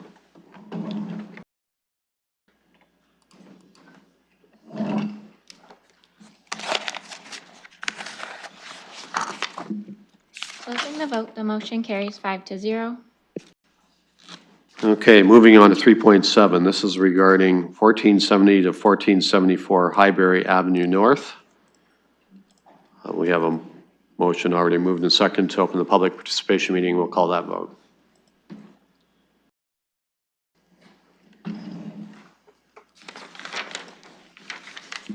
Closing the vote, the motion carries 5-0. Thank you. I'll look to the applicant. Please, sir, give us your name. You have 5 minutes. Good afternoon, Mr. Chair, committee members. My name is Harry Frusios. I'm with Zelenka Priamo Limited. I'm here together with my colleague Laura Jameson, representing Copia Developments for this rezoning application at 1474 Highbury. First, again, I wanted to thank staff for their efforts in processing this application. We respectfully disagree with their recommendation, but that doesn't take away with their efforts in moving these applications along and bringing forward this information for your consideration. We did submit a letter in advance outlining some of our comments in response to the concerns that were raised throughout the process, and that was in the added agenda. So hopefully you've had a chance to review that, and we're here to answer any questions you have, but I will briefly go over some of the highlights of that letter. With respect to the hydrogeology, we acknowledge its importance to ensure neighboring lands are not impacted by this proposed development or any future development in this area. However, with all due respect, we believe that the suggested impacts are somewhat overstated, and that as it relates to this proposed development. We are dealing with an uncommon situation where, within the urban boundary, where private wells are still being utilized to service residential dwellings. Considering that according to the London Plan, there's an expectation that all development within the urban growth boundary will be serviced by the City of London water supply system. However, the London Plan also provides that where a planning and development application is proposed in the vicinity of an existing well, the applicant is required to demonstrate to the satisfaction of the city that the proposed development will have no negative impact on groundwater quantity and quality. And we're not in dispute of that policy whatsoever, Mr. Chair. As part of the original application material that was submitted in 2021, a hydrogeological study was prepared by EXP Services and submitted for staff review. That study was not deemed to be incomplete for the purposes of accepting the application. Unfortunately, we did not receive formal comments on the Hydro-G report until just over a month ago, after it was reported in the media that there were neighbor concerns with the potential dewatering related to the proposed development. While we appreciate that more information is required, this level of detail is typically provided through subsequent technical approval stages such as site plan approval. Ms. Heather Jaggard, who is the consultant from EXP that prepared the report, has provided a response to the comments, and again, that was attached to the added agenda items, and that was there for your review. Ms. Jaggard, based on her experience, suggests that the current report contains sufficient information to address any concerns from a high-level perspective, and that more detailed information can be more appropriately provided at the SPA stage. And our client is also online with any recommended mitigation measures that have already been reported as a way of mitigating any impacts on the neighboring wells. With respect to the Imperial Oil easement, we simply do not have sufficient information at this stage to determine if the pipeline is currently low or high pressure, despite several attempts to obtain this information from Imperial Oil. The only known fact that we have is a requirement to provide a 7.6 meter setback from the center line of the pipeline, which is based on a private easement agreement that is registered on title of our client's lands. Notwithstanding, our client is fully aware of the zoning implications should the pipeline be confirmed to be a high-pressure pipeline. The only impact of a high-pressure pipeline is a potential reduction in units.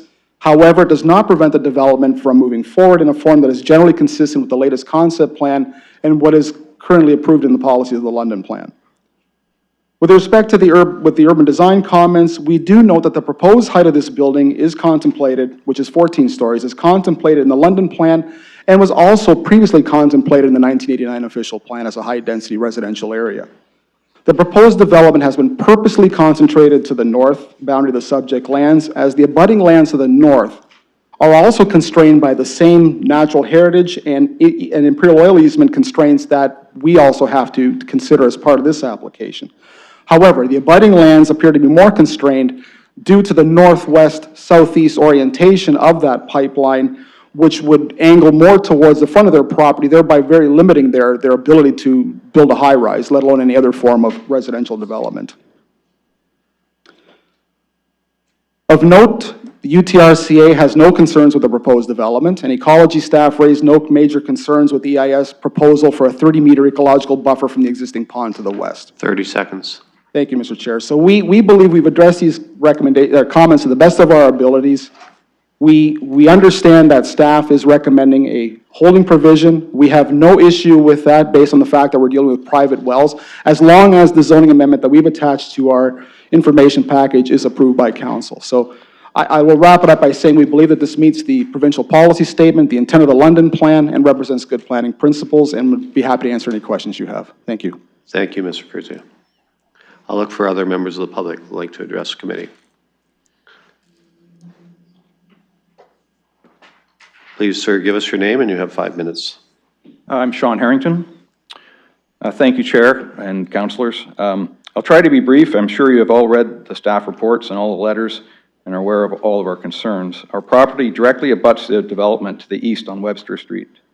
We have lived there for 25 years. I am joined by several of the Webster property owners today. We are pleased that the city staff have recommended refusal for many of the same reasons we and 150 petitioners object to the proposal. We are not against development and intensification. Something much lower and with less density would nicely fit on this property without negatively impacting the neighboring properties and still help achieve the city's housing goals. Perhaps stacked townhouses or a low-rise apartments of 4 to 6 stories.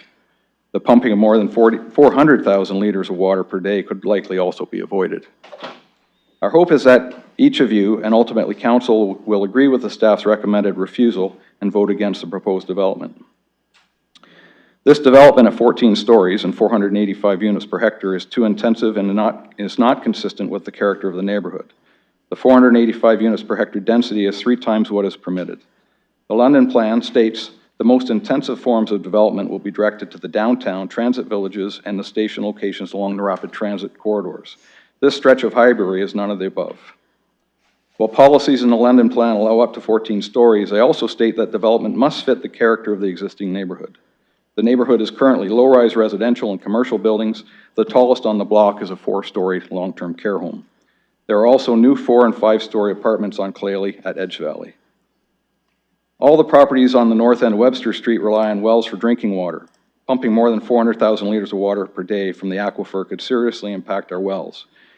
I read in the staff report that a permit to take water from the province may no longer be required. This leaves the city as the authority to protect this natural resource and those of us who rely on it for our drinking water. We have asked for monitoring of our wells and want assurances from the city and the developer it will not be impacted.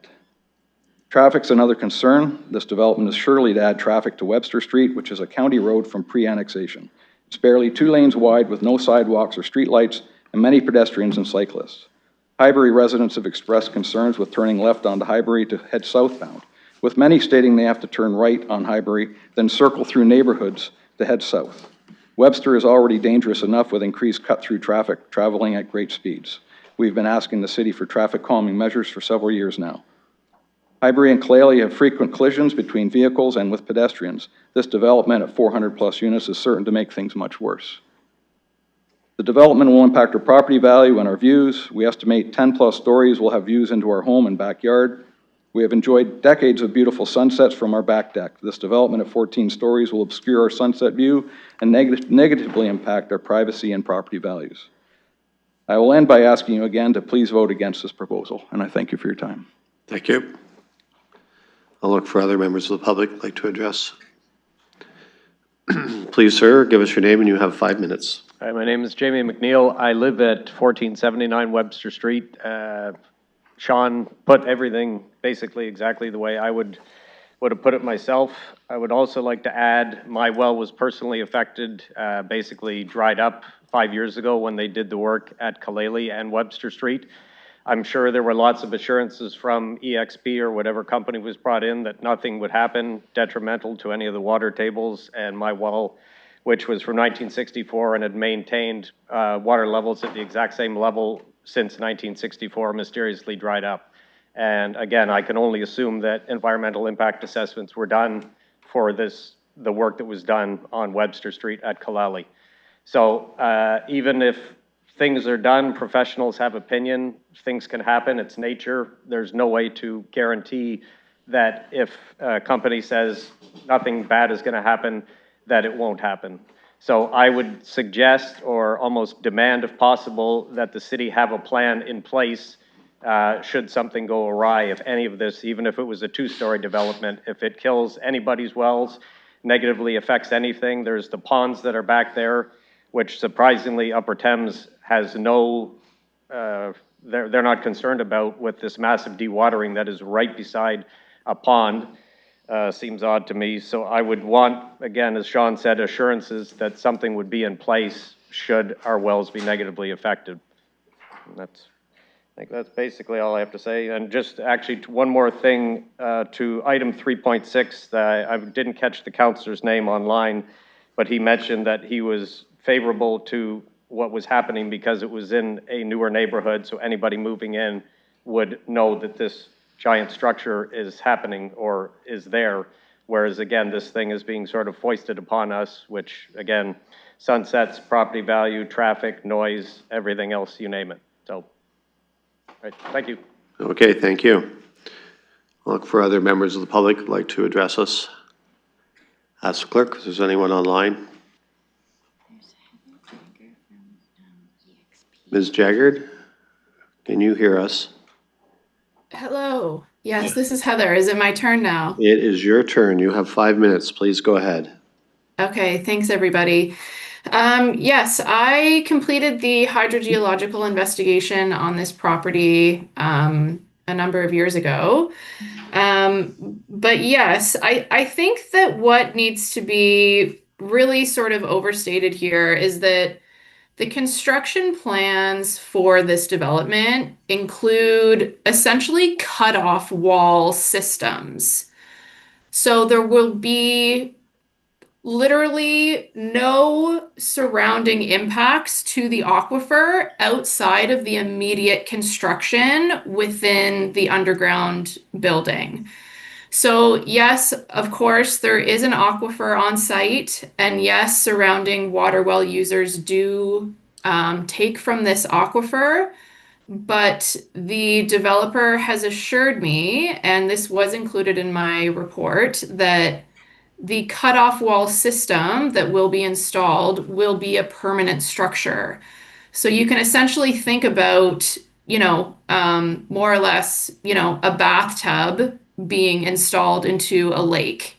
If a cutoff system is installed, what is inside this cutoff system will be dewatered, but everything around it, there will be no impacts. So because there is a natural feature on the site, there will be essentially no impacts to that water feature. And also, any of the surrounding water well users, there is anticipated to be absolutely zero impacts to any of the surrounding water well users. This report has been reviewed by Jeff Hatchie, the hydrogeologist at the City of London. And, I work with him routinely on applications such as this. And, he's quite diligent in assuring that, water well users are our primary concern, and as well as natural features. So this sort of construction method with cutoff systems is to assure that there is no impact to the aquifer outside of the construction area. So, if it does mean that private wells need to be monitored, perhaps that is something that we do implement during construction and post-construction. And Jeff Hatchie, the city hydrogeologist, did also make a remark that he does want to see monitoring wells installed outside of the construction area to ensure that the aquifer is not impacted during construction and post-construction. So to the resident that was speaking about how his well was dried up, I don't know exactly what the construction was at the corner of Kalele and Webster, but that was probably a construction dewatering program that was not a cutoff system, that the dewatering extents and radius of influence did extend to your property. So I do apologize for that. But this is a different sort of construction method where, again, detailed engineering will be implemented to ensure that there will be zero impacts to those private wells.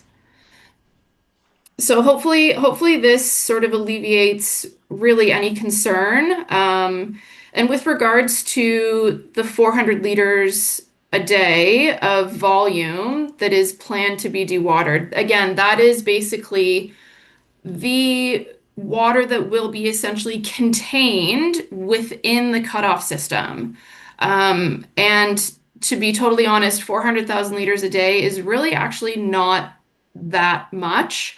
A garden hose, that's basically, around 30,000 liters a day, essentially. So, 400,000 liters a day is basically like, 10 or 15 garden hoses. Like it's really not that much. I'm working on other projects where it's, 5 million liters a day is being dewatered. So we're nowhere near those volumes. And again, these volumes are essentially finite. They are within essentially a bowl that 30 will seconds. be removed.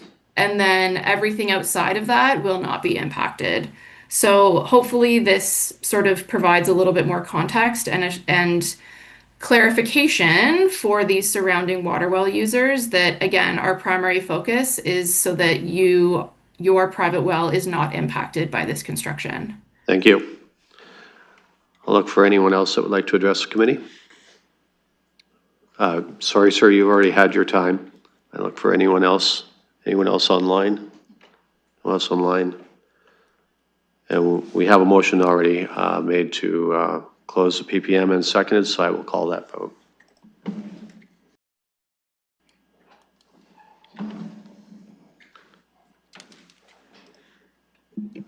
Closing the vote, the motion carries 5-0. So I'll put this item on the floor for committee members. Councillor Cuddy. Thank you, Chair. I'll move staff recommendation. Thank you. I'll look for a seconder. Councillor Pelosa seconds. The motion moved and seconded. I'll look for conversation, questions, comments. Councillor Pelosa. Thank you, Mr. Chair. Thank you for the residents coming out, and it seems to be multifaceted project with multiple concerns. Wondering, through you, obviously I'm supporting staff's recommendation, but just through you to staff, there was a couple questions raised specifically around wells. I know it doesn't pertain to many counselors, it pertains to some of mine as well. Looking for you, through you to staff, to see if there could be answers of if there is mitigations and questions of how we do approach wells within applications. And one resident obviously had a different concern, so just looking for an answer for that while we're on the topic. Okay, I'll go to staff.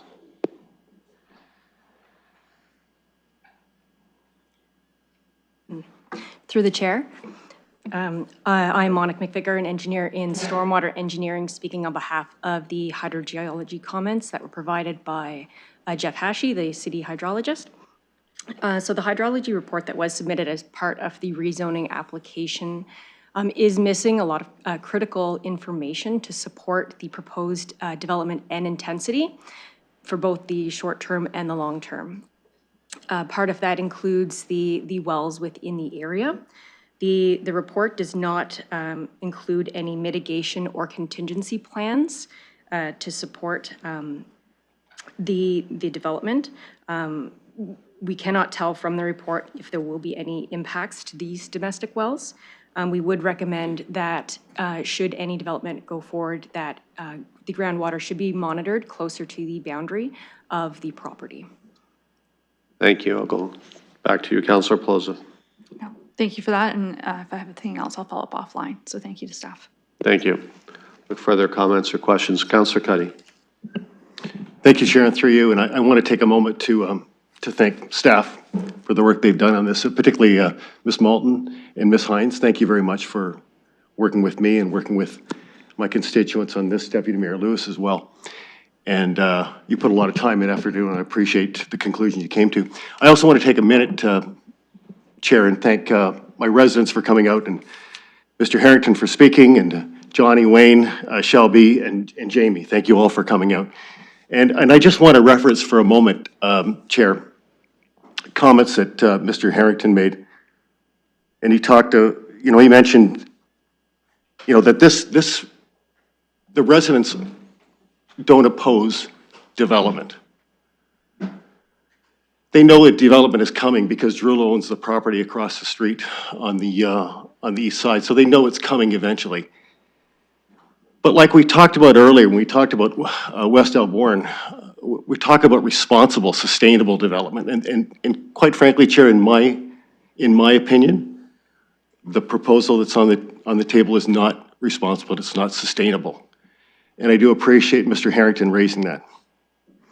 I spent a lot of time on Webster, and it's not because I need to, it's because if you walk down Webster, and for my colleagues who haven't been on Webster Street North, I suggest you do that one night. It's beautiful.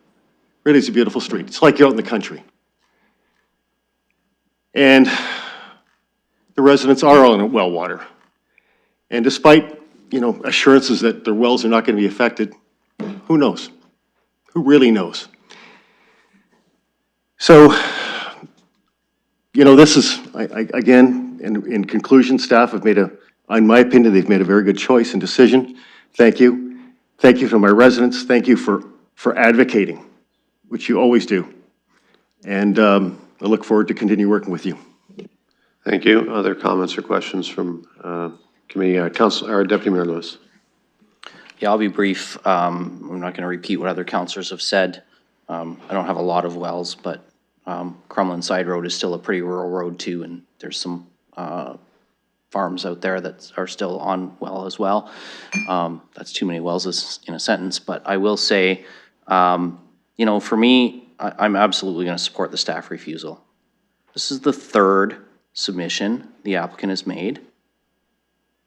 And while I appreciate the consultants from Zelenka Priamo forwarding some information before the weekend, I'm going to say respectfully, and I know this isn't you because you're waiting on your client to provide you the information, but it was known for a long time that this information was outstanding. So to get it on a Friday afternoon before this committee meeting, to me is just completely unacceptable.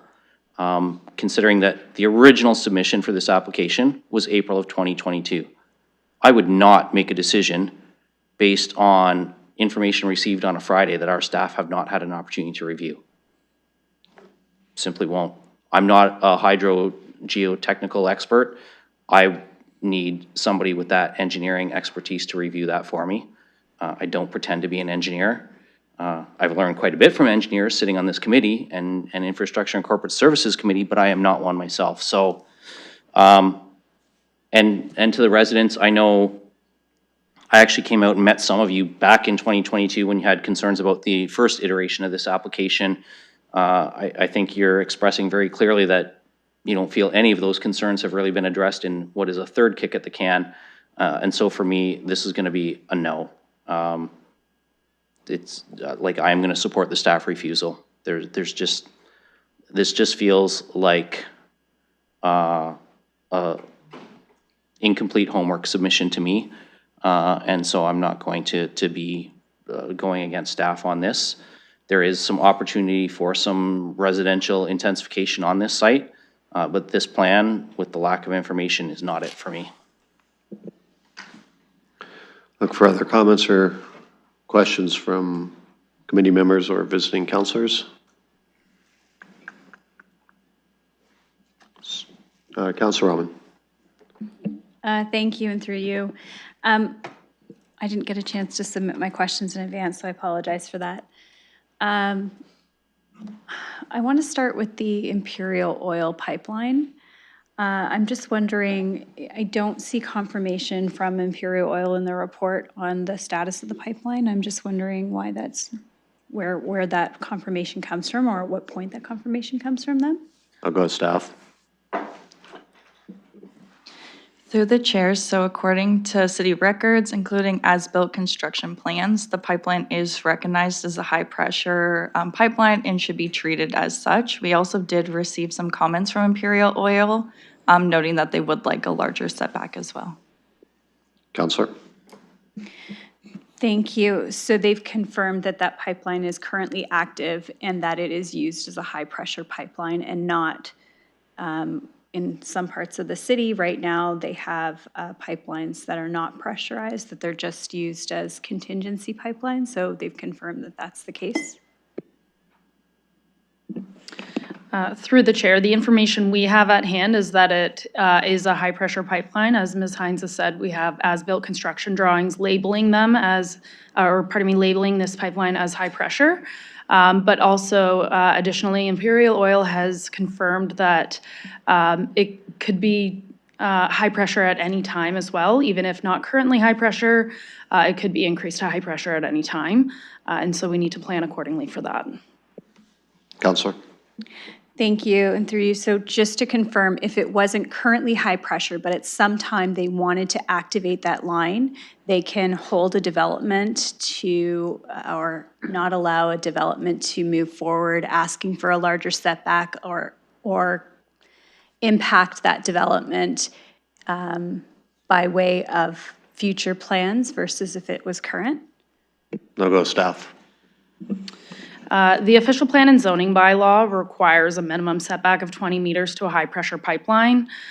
So we require, or we rely on the utility company itself to provide us with that confirmation.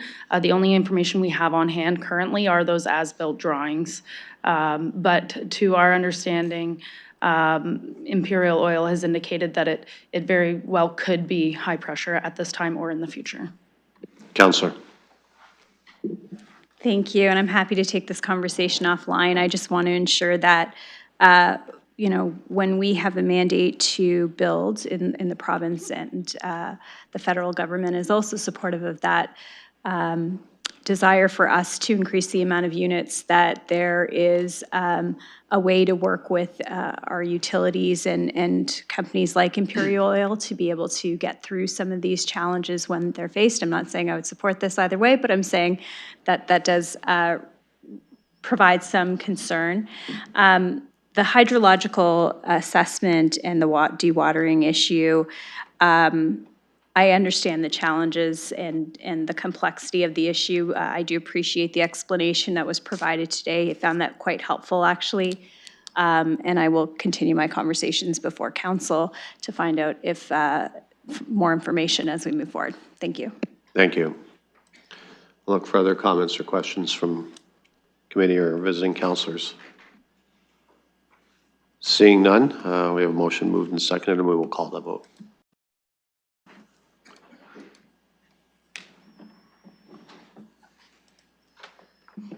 Closing the vote, the motion carries 5-0.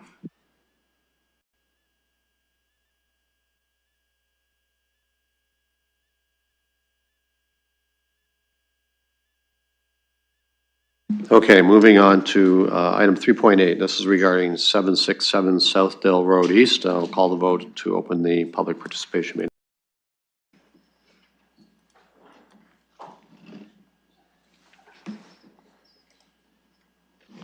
Closing the vote, the motion carries 5-0. Thank you. I'll look for the applicant. The applicant would like to address the committee. Please, sir, give us your name, and you have 5 minutes.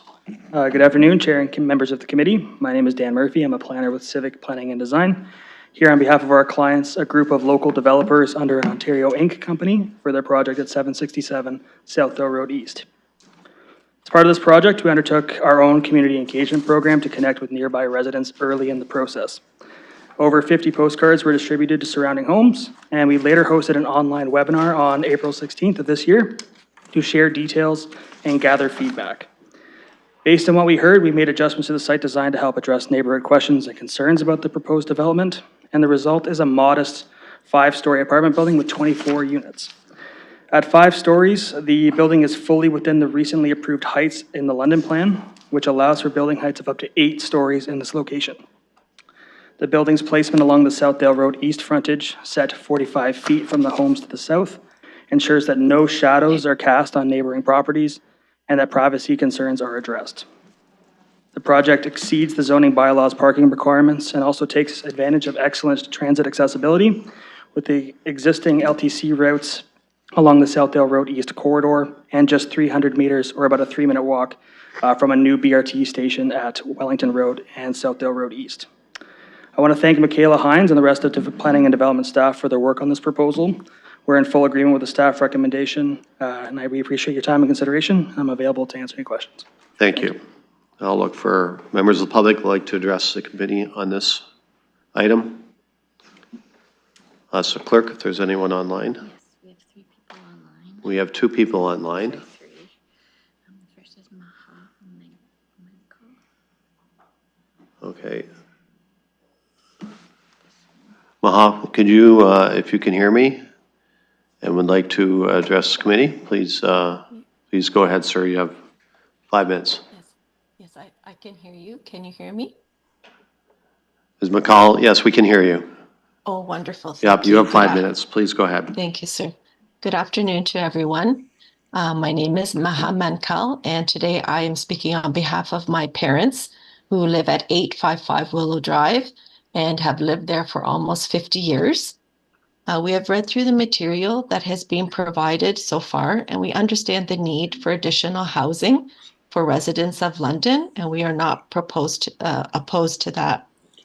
With that being said, we feel that the needs and targets of the development community and desire to take advantage of incentive programs should not supersede the health, wellness, security, and happiness of existing neighborhood residents. After all, with respect, I say, we were here first. Our concerns were outlined in an email that was submitted to the planner and to our councillor back in July of this year. I would like to take this opportunity to summarize the main concerns now. The London Plan states that housing redevelopment is to be compatible with, sensitive to, and a good fit with the current neighborhood. This proposed 5-story building does not satisfy these conditions, in our opinion. The existing neighborhood consists of 1- and 2-story single residential homes, and the proposed building will be a large protrusion from the existing coherent landscape.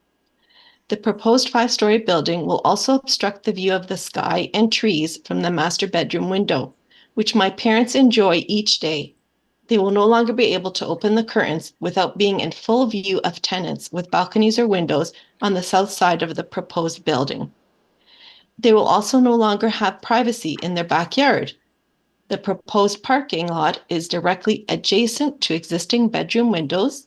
This will increase the noise, toxic fumes, and commotion during resting periods, which will be a detriment to the health and well-being of my parents, who, as I said before, have resided at this address for almost 50 years. The additional 14 parking spaces will inevitably spill over onto the street and increase hazards to existing residents when they're trying to back out of or enter their driveways. The close proximity of the garbage bins will create bad odors and seepage, which will attract unwanted animals and negatively impact the enjoyment of outdoor spaces by surrounding properties. We feel that a more reasonable building would consist of a 2 or 3 story building, which would be a better fit to the existing space and neighborhood, and still allow for additional housing units for the residents of London. We request that council reject the proposed zoning change to residential R8 with special provision, and any zoning changes be consistent with a 2 or 3 story building. Thank you all for listening, and we look forward to a positive outcome for all, particularly the law-abiding, tax-paying citizens who have lived in this area for many decades. Thank you. Thanks, Ms. McCall. I'll look to Ms. Mitchell. Can you hear us? Are you online? Yes, I am. Yes, I am. Okay, please go ahead. You have 5 minutes. Thanks. My name is Sharon Mitchell, and I'm reading this on behalf of my neighbor, Richard Baxter, who unfortunately could not attend this meeting. My name is Richard Baxter. I live at 879 Willow Drive, and together with my neighbors, Sharon and Bill Mitchell, we have serious concerns about the proposed rezoning of 767 Southdale Road East at the corner of Southdale and Willow. My wife and I have lived here for nearly 30 years. Willow Drive is a unique pocket of the city, quiet, family-friendly, with large lots that make it feel more like a small town than a busy urban corridor. Traffic, however, has already become a challenge. With rapid transit and overall growth, turning left from Willow onto Southdale is increasingly difficult and dangerous. I've personally witnessed accidents and near misses involving vehicles, cyclists, and pedestrians. Adding a 24-unit building here will bring significantly more cars and foot traffic, worsening an already unsafe intersection and further reducing sightlines. The proposal allows only 14 parking spaces for 24 units. This is far below demand. Overflow vehicles will inevitably spill onto Willow Drive, where parking is already strained. This will crowd the street near the intersection and increase hazards for both drivers and pedestrians. Beyond safety and parking, the building itself would change the character of our neighborhood. We as a family spend the majority of our time outdoors when the weather permits on our relatively large lot. Willow Drive was chosen by many of us because it has no high-density developments. I can't help but think people on the top floor or two will be able to look all the way into my backyard and affect the privacy of residents closer to it also. A 5-story apartment building will dominate the landscape and create visual pollution. The term visual pollution describes unattractive or excessive man-made elements in an environment that impair the aesthetic quality of a landscape. From our view, we will walk out our back or front door and see an apartment building, something that impairs the aesthetic quality of the landscape. These changes will also certainly reduce property values. I want to be clear, I'm not against growth or positive change, but this particular development at this particular corner is the wrong fit. It does not enhance safety, it does not respect the scale of our neighborhood, and it will harm both the quality of life and property values for existing residents. For these reasons, I urge you to not approve this rezoning. Thank you for your time. Thank you. I'll look to Nahal Al-Tarhouni, if you're online.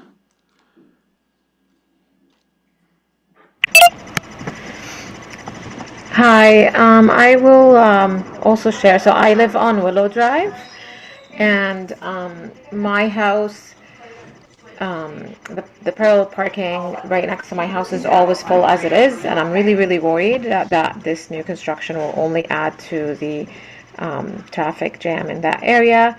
I have 2 young children, and I'm unable to enjoy the front yard of my house due to how much traffic there's been lately, especially with the construction on Wellington. Our street has, I've actually complained to the city and tried to get the traffic department to put the speed reduction, sort of, the speed bumps, because our street has been horrible for speeding drivers who are trying to cut through. And I'm quite concerned that this development will only add to these already existing problems and make my street unlivable. Thank you. Thank you. I'll look for anyone else that would like to address the committee. So clerk, if there's anyone else online. There's no one online, okay, and I don't see anyone else approaching the microphone, so I will call a vote to close the PPM.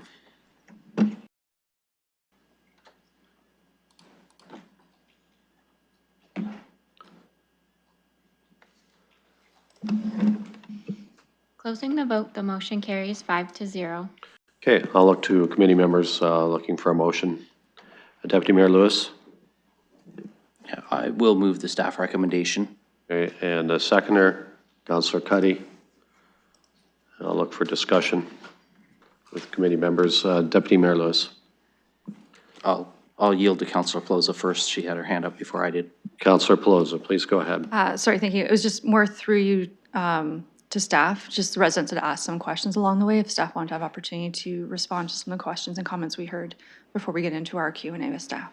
Okay, any particular question you're referring to, Councillor? I think some of them were just concerned about parking in the area intensification. If the streets are already full, where are people supposed to go? Okay, yeah, there was a comment that there was concerns with the limited parking not matching the number of units, that there could be overflow onto the street actually where the person lives. That already has indicated that they have concerns there too. So I'm wondering if staff could comment on that. Through the chair, there isn't a request by the applicant to request any reductions in the amount of parking, so they are complying with the zoning bylaw and they are providing what is sufficient in accordance with the 0.5 spaces per unit. And so staff are sufficient, or consider that sufficient for the property. Councillor. I think you just thought it was important for residents to know that it's not saying that people wouldn't ever want more parking or that more parking can never be needed, but it meets the requirements. I'll save the rest of my comments there because we're a committee, we could always come back. Just recognizing, I believe this is Councillor Hillier's area and he's got his hand up virtually again, so. Okay, thank you, Councillor. Councillor Hillier, please go ahead. Thank you very much. I wanted to address this because I have heard from my residents, and I agree, this is shoehorning a very large intensive building into this corner. But the problem is we are on one of the largest transit corridors of the city right now, and this is where all these things are going to have exception, because the London plan does allow for this with the parking exception. As everyone knows, I do not agree with having less than 1 unit for parking. So I will be a no on this, but I do expect it to pass. I want my residents to understand, because of the location and the London plan, it allows for this to go through. Thank you. Thank you, Councillor. Any other comments or questions? Deputy Mayor. Yes, thank you, Chair. And I will just say, well, I recognize residents' concerns about parking on their street right now, or traffic cut through because of the construction. Ultimately, at the end of the day, we have to take the planning approach of the intent of the neighborhood. It's not that construction will last forever. I have construction happening on Dundas East right now. It's not convenient, but it has to happen. And that means that people will sometimes cut through neighborhoods. That's not ideal, but that's not a permanent situation. We heard a lot of comment about Willow Drive, but this is an address on Southdale Road. It is a Civic Boulevard property. You know, I heard a comment about this building is going to increase traffic. There's 18,000 cars a day by the current traffic volume counts on Southdale Road East at Willow Drive. This apartment building will not generate sufficient traffic to even be perceived as a change in the traffic flow on Southdale, which is where the traffic is expected to flow. So I can be supportive of this. As Councillor Hillier noted, we are a short distance from the, I think he called it the largest rapid transit corridor. It may well be. I'm not going to get out and measure meters for him, but certainly it is within from the measurements on the city map, just 370 meters from the Wellington Gateway Rapid Transit Project. So there is an expectation that some residents will not rely on cars, but will in fact rely on transit services as that rapid transit service comes online. So I just wanted to share, I'm going to be supporting this. I think I want to also take the opportunity to share, and I'm not doing this to single out the residents who spoke on this application alone. We hear this on a lot of applications. When we make planning decisions, one of the things that we absolutely are not empowered to consider as a municipal planning committee is what the impact is on property values of adjacent properties. That's not even decided by City Hall. MPAC assessments are a provincial body that make those assessments. That is outside of our purview as council to make decisions on. So while we hear that a lot on many applications, I just want to share to anyone listening, anyone who follows along this committee, perhaps online, that that's not actually something that we get to consider. Thank you. Look for other comments or questions from committee members or visiting councilors. Councilor Pelosi. Thank you. And I know staff recommended it, not sure, and I know some things come through site plan, but realizing there are reduced yard setbacks, front yard and interior side yards, looking to see if we know if we're approving the reduction, which we would be today at committee with it being moved and seconded, if there's going to be any concerns about waste management on the site, as we're already encroaching into our setback parameters that we would normally have, going from 6.2 meters to 3 on the interior side. And I do appreciate staff laying out within the report that the frontage would still be in line with the rest of the streetscape, so that wasn't a concern for me, but really is the other mitigation of uses that residents need on the property if we're already allowing reduced setbacks. I'll go staff. Through the chair, through our site plan process, we'll look at the waste management collection. It's my understanding at this point in time, they've indicated that they'll do private collection in the rear of the property. Councilor. Thank you. I guess a point for clarification, then I know site plan comes later, but if we've already allowed reduced setbacks, can they still put all their waste management needs within that setback space? Just if we've already reduced it and they only have so much space yet, are they pushing back further against the fences? I'll go staff. Through the chair, I think I'm not fully understanding which setbacks you're concerned about where they're putting the waste out. They'll have to identify it through site plan and ensure they have enough space to set it out so they can get collection in the rear of the site. Councilor.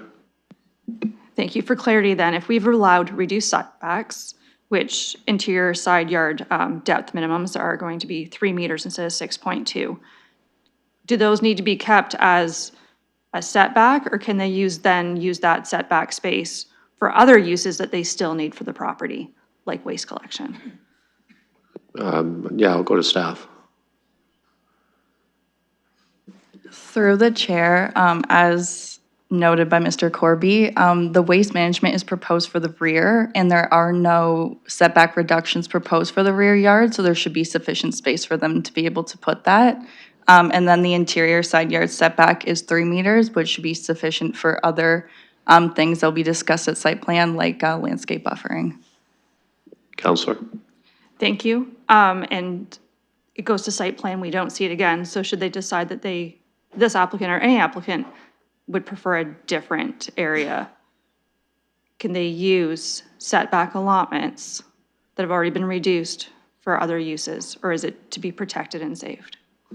So I think, excuse me if Yeah, I'm go ahead and interpret paraphrasing. for me, Steve, that's. Like if we have a setback of 3 meters, can they put a garbage bin right up against the fence on that setback? If that's what you're getting at, Counselor?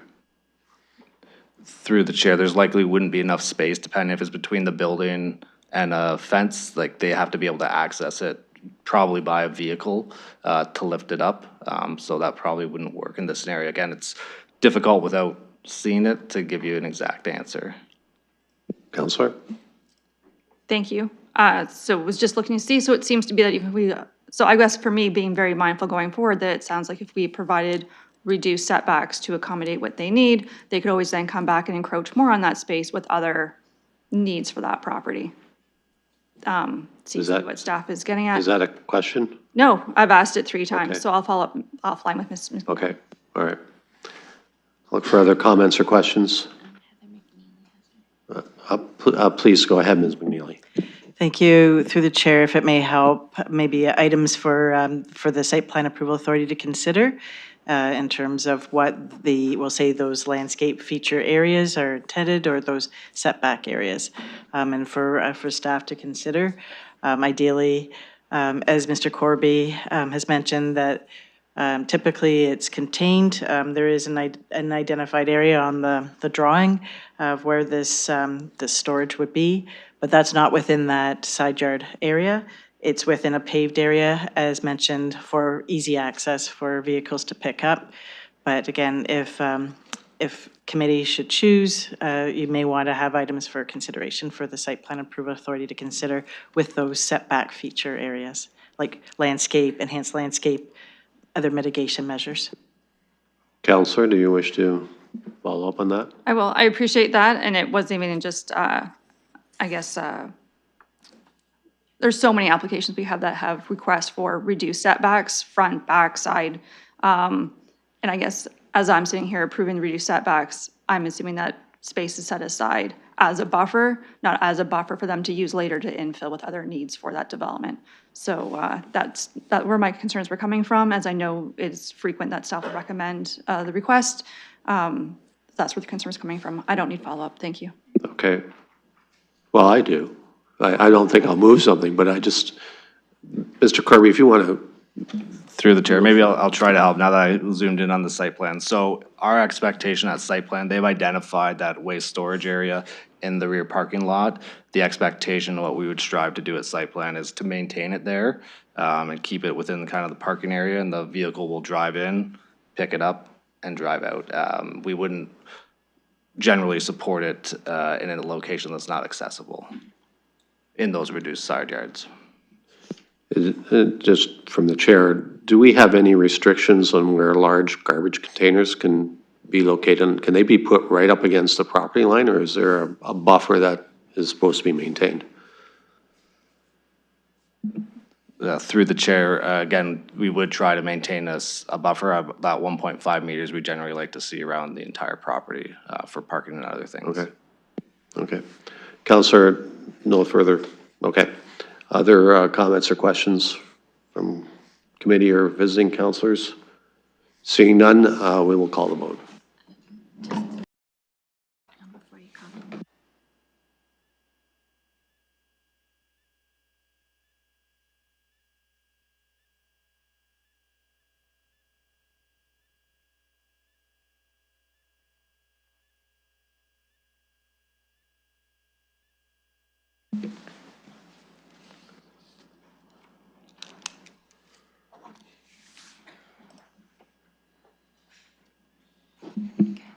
Closing the vote, the motion carries 4-1. Thank you. Moving ahead to 3.9 regarding 100 Kellogg Lane and associated streets. I'll open the vote to open the public participation meeting.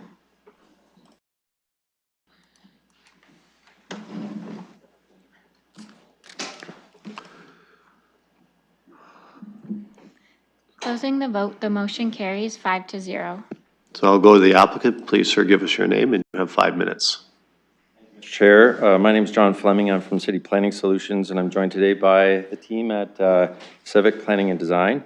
You can see that Mike Davis and Dan is here as well. We're the agents for this application. Our client, the Ontario Limited Company that's noted in the application, who's done so much great work in the Kellogg's district to create that amazing entertainment complex. We believe the Kellogg's district and this application is a legacy project for council and the community. Recently, council designated the area as a transit village. This was done by this council and is one of 5 transit villages in the city. And the vision for Transit Village in the London plan is for a vibrant commercial entertainment economic hub. The owners have sunk hundreds of millions of dollars already into the Kellogg district, creating a truly international attraction, entertainment hub, and employment node. And the proposed development that's supported by this application will allow for the continuation of this investment. And importantly, it will add a residential community to the mix in this transit village in the form of several residential towers, including 2 30-story towers and 1 44-story tower. Now, this creates a sense of community and ownership of the district and the public spaces within it.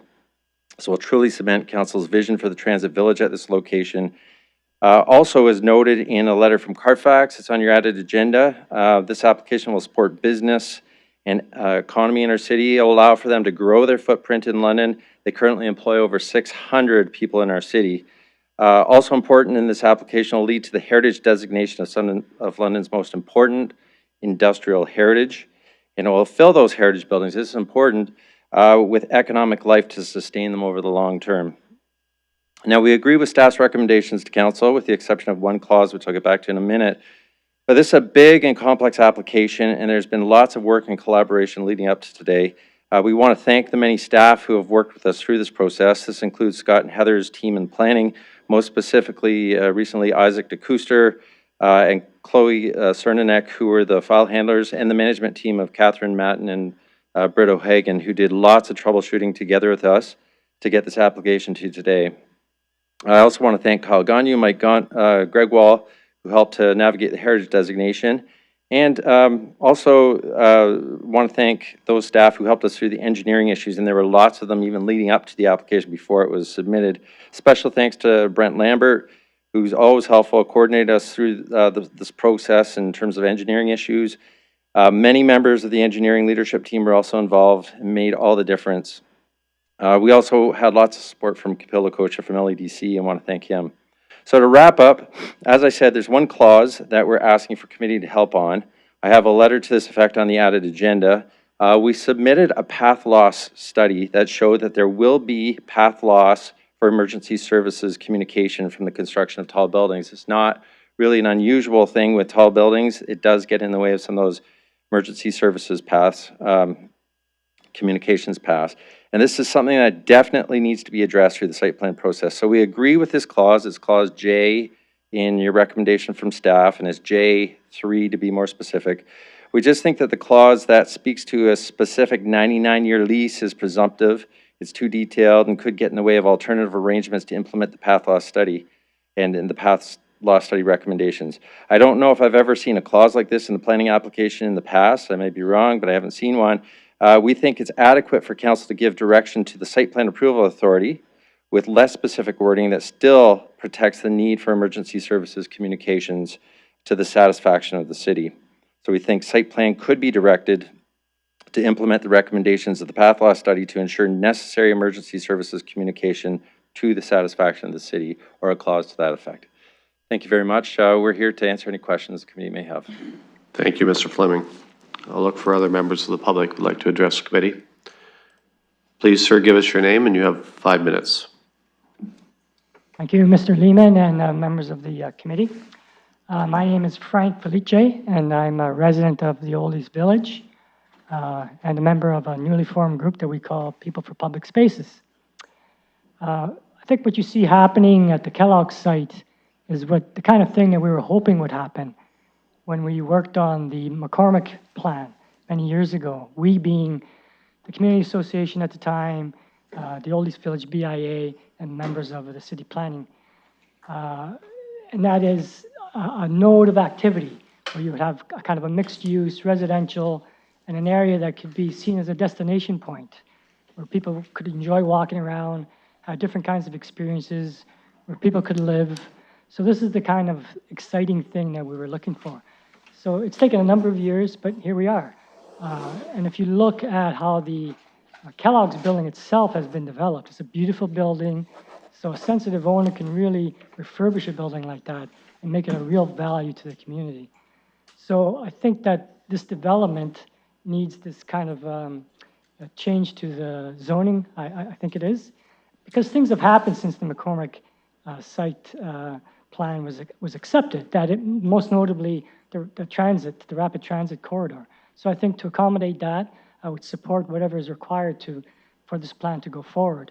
I think that moving forward, I'd like to see this node that I'm describing somehow being connected to what we consider other nodes along the Dundas Street corridor. Of course, Old East Village, downtown. I'd like to see it going forward to Argyle and even further, so that Dundas Street becomes this wonderful corridor that people can walk along, you can drive along and want to stop, you can park your car, you can ride your bike, and experience different kinds of things. I think I see this happening, but I think it's really important that the design is sensitive and is proactively wants to connect to the other kinds of things that are already going on and to connect to other parts of the Dundas Street corridor. Our main street in Old East Village, as I said, for us is actually very important. So I'm excited to see this happening, and I support this proposal. Thank you for that input. I'll look for other speakers from the public. Please, ma'am, give us your name, and you have 5 minutes. My name is Sarah Merritt. I'm a resident of the Old East Village, past manager of the BIA, past president of the Community Association, and now a member of the Old East Village People for Public Spaces. I had the great good fortune of working with the people who want to develop this site at a time where the Kellogg's factory was actually being decommissioned. It's a very exciting time in the area. And my experience working in those early days with the people who are bringing forward this application is that anything they say that they're going to do, they do and do very effectively. I'm very excited about the fact that in their development plans, they have front-facing commercial activity facing onto Dundas Street. I think that's going to make a really big dent in some of the issues that we're dealing with in other parts of our commercial corridor. I'm really excited about the fact that this development effectively links the McCormick site development and the renewal efforts for the other parts of Dundas Street. The area where we're going to have the commercial space, I think, is going to make it possible for businesses that are in the area that have successfully scaled up and have had to leave the area because they couldn't get other residential commercial space. We've already seen examples of that in the Kellogg's building, and I think that we're going to see it again. This development, I think, as well as making us pedestrian friendly, it's also going to make the area more transit friendly. And my hope is that with increased population in the area, feet in the street, very interesting mixed rents that they're proposing in the area is going to contribute and contribute towards solving some of the issues that parts of Dundas Street west of the site are dealing with at the moment. I think the people who are looking to do this development should be commended for the extent of the investment and the energy that they have put into this area. I'm equally happy about the fact that the planners who are bringing this forward are people who have a very deep knowledge and history of the capacities, opportunities, and challenges in that commercial district. And what I really like is the way this proposed development takes into account and connects into the variety of neighbourhoods that surround the development. I'm very happy to see this development happening. I'm happy to support it. And I'm sure that the issue that's been raised around safety, knowing the group who are developing, the planners who are working on it, and the staff who are working on it, I'm sure that's an issue that could be resolved. So thank you very much for the opportunity to address you all. And thank you very much to the proponents for this fantastic opportunity for East London and the Old East Village. Thank you. I'll look for anyone else that would like to address the committee. Please, ma'am, give us your name and you have 5 minutes. Good afternoon. My name's Tracy White Lockwood. I live at 495 Burbrook Place, right on the corner of the old Kellogg's building. It's a great structure. We like it. We appreciate it, that it's there. And I'm sure the zoning will get passed today. Just one question that I would like to ask to send to staff is the height of the buildings. 32 stories, possibly 44 stories, is a very aggressive height. I've sat here and listened to some of the people complain about 12 stories and 6 stories. 42 stories is the biggest structure within the neighbourhood. It's bigger than the Novacraft building, which is legendary in the area. It's bigger than the McCormick building, bigger than Kellogg's itself. I would like to ask staff if what their recommendations as regards the height structure, in their opinion, would be more appropriate to the area for all the appropriate reasons that I've heard everybody talk about today when it comes to a larger building. We are excited to have Kellogg's as our neighbours, and they have generally been really good neighbours as far as neighbours go. But again, it's the light pollution. Burbrook Place have lived through the transit corridor. It's been our biggest headache, but we've survived. It looks beautiful. And going forward, and I'm the same, I'm excited about it. And I personally feel that it will be more walkable than Wortley if it's done correctly. However, a lot of the neighbours are very, very concerned about the height. That's all I have. Okay. Thank you. Thank you very much for those comments. I'll look for other people from the public who'd like to address the committee. I'll ask clerk if there's anyone online.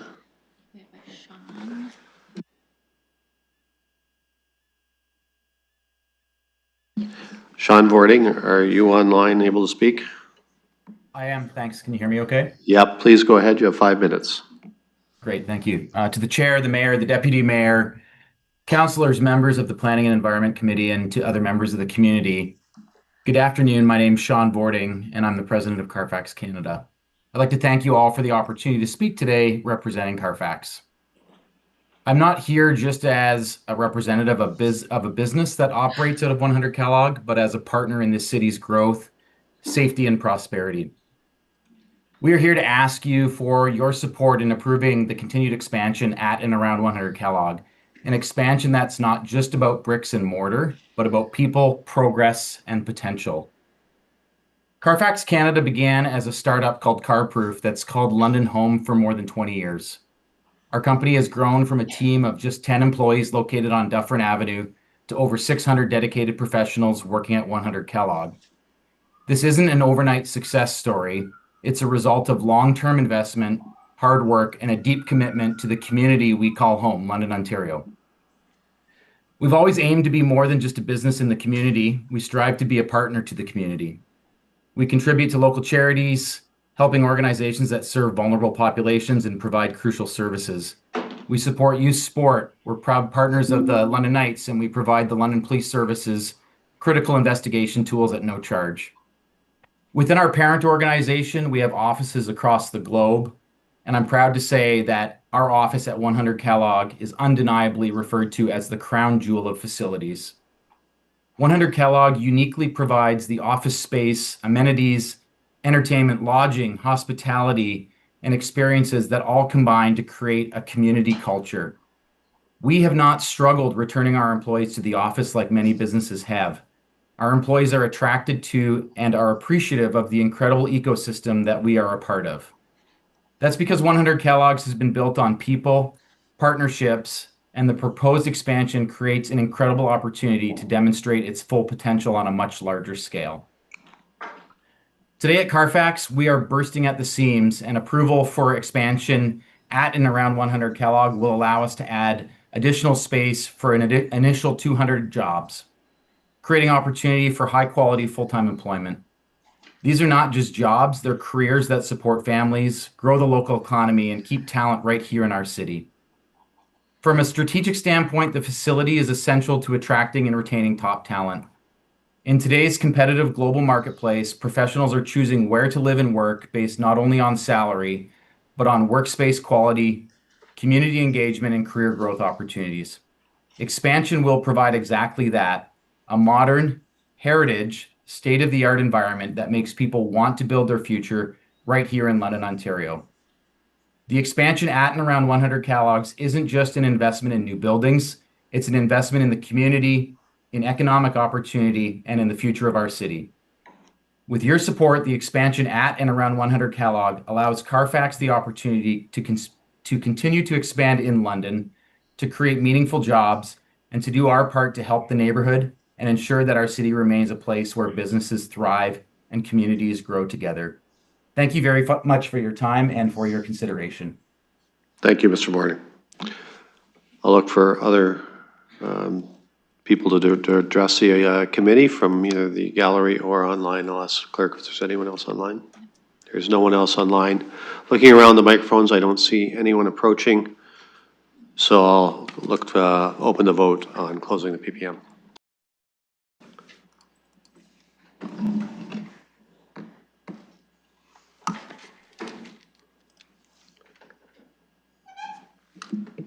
Closing the vote, the motion carries 6-0. Okay, I'll put this out for committee. Deputy Mayor Lewis. I'll put the staff recommendation on the floor. Okay, I'll look for a seconder, Councillor Cuddy. I'll look for committee members for comments, questions. Deputy Mayor. Thank you, Chair. I want to say thank you to Frank and Sarah and the other members of the OEV area who've come out today to share some thoughts with us on this. The staff for all the work on this, Mr. Fleming and his team for all the work on this as well. I will say through you, Chair, Mr. Fleming, the good news is they say only the good die young. So in 99 years, you and I can discuss the renegotiation of the line of sight response for the emergency responders.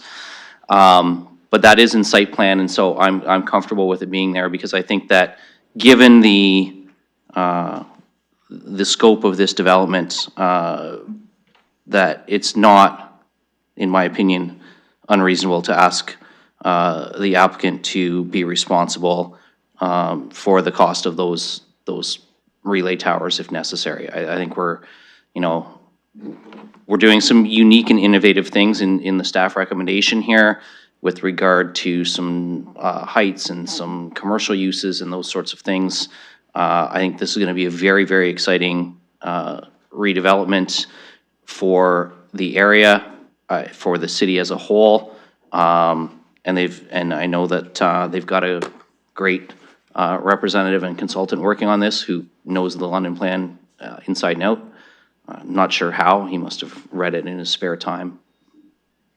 But I will say I'm very supportive of this, and this will 100% have my support. I also want to thank the representative from Carfax for their commitment to our community, not just starting here, but really working hard to stay here. The value that you bring as a business in our community is not lost on us. Thank you. I'll go to the mayor. Yes, thanks, Chair. So I'll be very supportive of the application before us today. And I want to thank many people who actually got this application together. It was a long time coming and a number of meetings, and it solves a number of issues and opens up a number of opportunities for the site. bringing some additional residential development and an expansion to the site is expanding on something that is becoming very well known outside of London. With the opening of the Hard Rock Hotel, the first in Canada. I know now Ottawa's opened theirs, but ours opened before theirs, so ours was first. There's people coming internationally and seeing our city for the first time and seeing this location, right? So they come there, they get their first experience from London, they branch out from there, they get to know the rest of the city. And so this has really become a really important initial destination for many people visiting the city for the first time because of the unique facilities that have co-located there. Like, this is becoming a destination for people from Toronto to do a staycation where they can come to our city and to get a whole bunch of services in close proximity in one location. It's a true investment, economic investment and economic driver for London. And so, rightly so, I think it's being invested in, it continues to be invested in, and the expansion here is appropriate, warranted, and I think will be very good for the region and our city. I want to say to Sean and the team at Carfax, I really appreciated being able to come through your space, meeting some of your employees. I understand the importance of you having the ability to co-locate and expand your business at one location. I understand your team dynamic and what you're trying to do there. I think it's a phenomenal success story for our city. And I know that this application, this proposal actually accommodates your ability to continue to expand and invest in that space. And so to all your employees who work in our city, thanks for the work you do. Thanks for continuing to invest in our city, and thank you for the jobs that you create. I think at 100 Kellogg's Lane now, there's over 800 people who are working there. Like, this is a really critical job driver for the Old East Village and the city as a whole, and continues to have the capacity to expand. So, I'm very supportive of this application. I think it's got very sound planning merits to it. I think the components of the different components of it continue to build off of the master planning for this site, which I think is visionary and ambitious in its approach, and something that we're unlikely to see again in our lifetime. Some transformation of an old cereal factory into what is now, a multi-residential, multi-business entertainment complex with hotels and businesses and children's museums and, just the incredible mix of opportunities there. So happy to support the recommendation before us, and I look forward to the actual build out and continued impressive execution of the impressive vision for this site. Thank you. I'll look for other committee members that'd like to address or ask questions of staff on visiting. Councillor Hopkins, please go ahead. Yeah, thank you, Mr. Chair, for recognizing me, and maybe I can just do a follow-up to having a better understanding about the heights. I know the community was asking around the height of 44 stories. Has that been determined? So maybe that is a question through you to staff. So I'll go to staff with that question. Councillor, can I get your mic? Thank you, and through the chair. The subject lands are located in the Transit Village, which after the downtown is meant to be the most intense and high-density area within the city. Our transit villages will be high-density, mixed-use urban neighborhoods. And recently, through the heights framework, the maximum height for the transit village has been increased to 35 stories. The applicant has requested an official plan amendment to basically establish a specific policy area to increase this height up to 44 stories, so an increase of 9 stories in the transit village. And there are a number of criteria that need to be met in order for that specific policy area to be supported by city staff. And one of them is whether the site is unique and would not have adverse impacts on other place types. And in this instance, this is a very unique location as it has a large sort of industrial history and is currently being repurposed into a mixed-use community entertainment district. So staff believe that the specific policy area is appropriate in this case, and as such, we are recommending approval for the increased heights up to 44 stories. Councillor. Thank you very much for sharing that information. And I do want to just make a further comment. Seeing this development almost from the beginning stages, going back 10, 11 years since I've been on council. It's really a wonderful project to have seen develop. And also, my thanks to staff. I know I can't imagine the work that goes into developing this type of a project to make it all work and function. So my thanks very much to you. It's taken a long time, and to see this almost sort of come to fruition is quite exciting. And also to know that our former planner is still involved, having that historical part of it too, I think does make this project also very comfortable for me and confident that the work is going on. So thank you very much. And the fact that I'm still part of this project is also exciting. So thank you. Thank you. I'll go to Councillor Stevenson. Thank you very much for recognizing me as the ward councillor for the area. I am fully supportive of this development. I do understand that there's a few streets that are more affected than others, and one in particular with the 40-story height. I was expecting to hear from more residents about that issue, and I really haven't. So hopefully if there are a lot of concerns, people will reach out between now and council. But I really haven't, other than there's a few comments, there hasn't been a lot of concern. I do want to thank the resident who did come to express those concerns, and I'd love to speak with them at another time. Thank you to those who've come out in support of it as well. You know, the entire city recognizes the incredible investment and that's contributed to our city in so many different ways. You know, I believe it was over $100 million private investment that has going to benefit our city for, you know, many, many years. So there is an ask here that we modify one small part of this. And I would like to understand through staff, what are the reasons, like what's the risk to us honoring the request and shortening that one paragraph or that one clause to leave the agreement regarding the telecommunication infrastructure to site planning? If I could just hear from staff, what are the risks to us saying yes to that request? So the council is referring to the one item affecting the path loss study.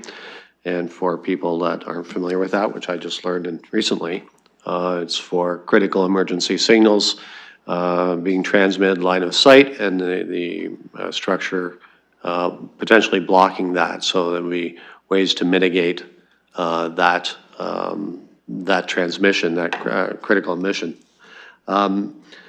Specifically, the paragraph that's in the staff report refers to a 99-year agreement with the city for the installation, maintenance, and access required new telecommunication infrastructure at no cost and to the satisfaction of the city. So that wording, from my understanding, is what they would like to see left out but dealt with at site plan.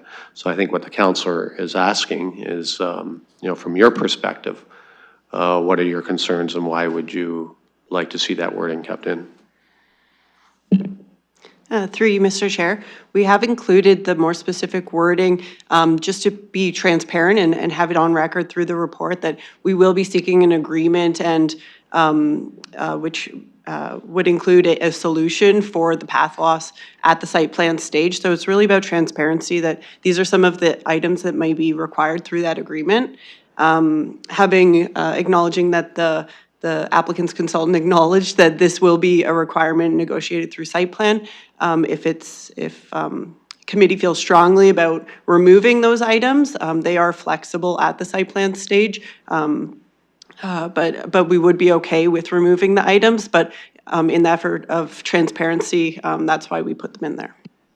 So, Councillor? Thank you for that. And, you know, given that information from staff and in recognition of, like I said, this significant 100 million plus private investment in our city, if there isn't any issue with staff, I would appreciate if somebody on committee would consider moving that amendment to honor that request And if not, I'm willing to bring it forward at council. Okay, I'll look to committee members to see if there's someone that would entertain that.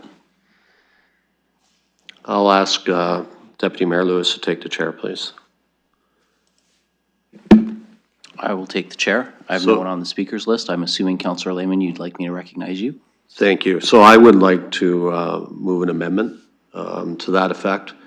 To, I believe it's in J, if the clerk could confirm, to just have the wording changed to implement the recommendations from the path law study to ensure acceptable service levels and leave off the rest, and that can be dealt with at site plan.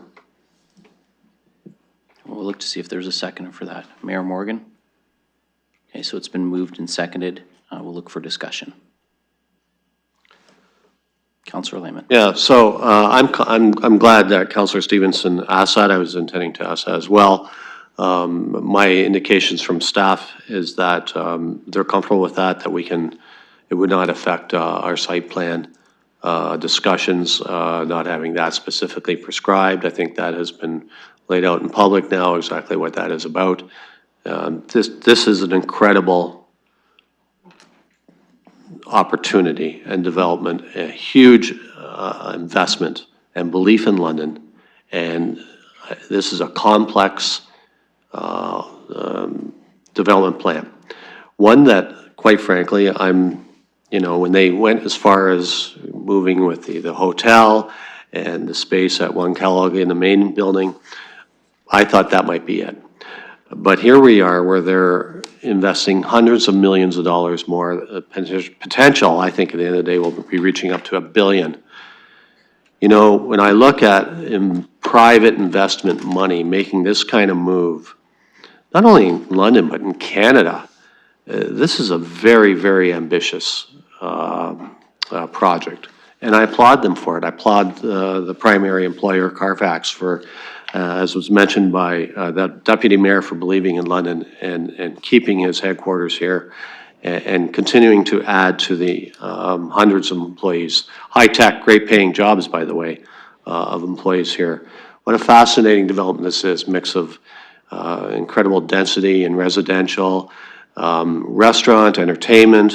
I was just at the factory with my family the other week. What a tremendous facility. This is when I look at what could have happened at this particular place with vacated huge industrial area for decades that could have been sitting here. The families that have invested in this, Point of order. deserve, I'll come back. You're going to come back respectfully, and there's no motion that's coming up in e-scribe or on the screen, just for we could follow along and the public can follow along. Thank you. Okay, just through the chair, please, both of you. And if the clerk can just indicate when it's ready in e-scribe. I know you were taking the language from, so if you can just let us know, or if you want to.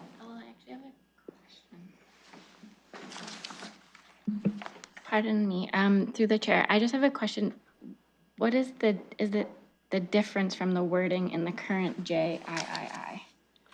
Replace it with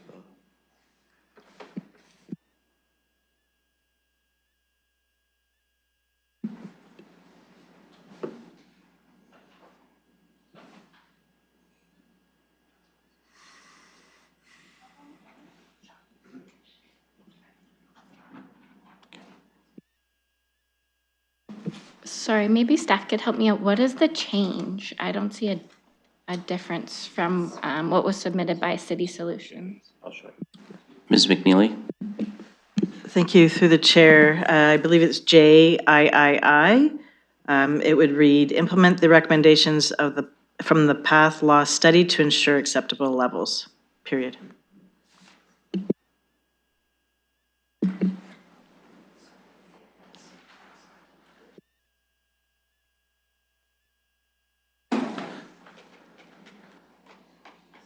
So just to confirm, clerk, so we're just removing the piece after the acceptable levels, so we would just be deleting the rest of the clause there. and leave it open rather than the 99-year piece.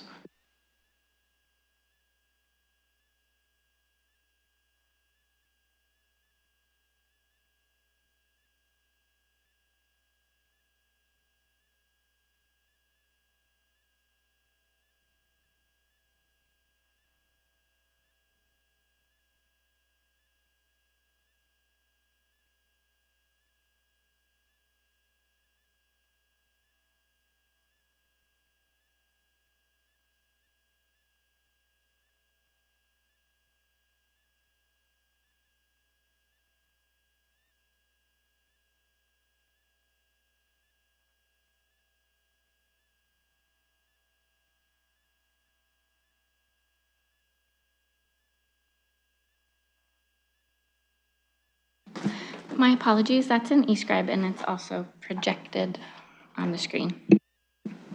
Thank you, Clerk. So I'm going to deem the point of order that the amendment was not an e-scribe being dealt with. Councillor Lehman, I'm going to uphold Councillor Pelosa's point of order on the amendment, really, rather than the motion as a whole. So if you can bring it back to the amendment, please. Thank you, Presiding Chair. Yeah, I'll tie it back up. So my point is this.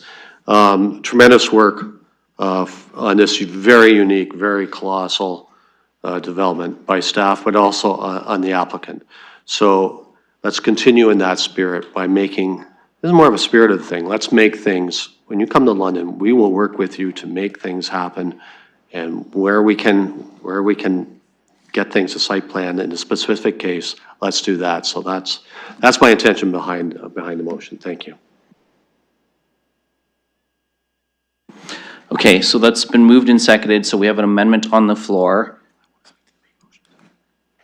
And now I'm going to move to a speaker's list. So, and Councillor Stevenson, your hand is still up on e-scribe, so I just want to make sure that that's still up.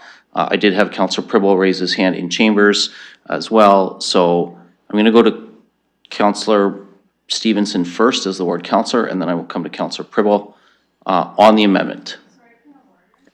Thank you. I'll just speak. Sorry, hang on, Councillor Stevenson. Councillor Pelosa.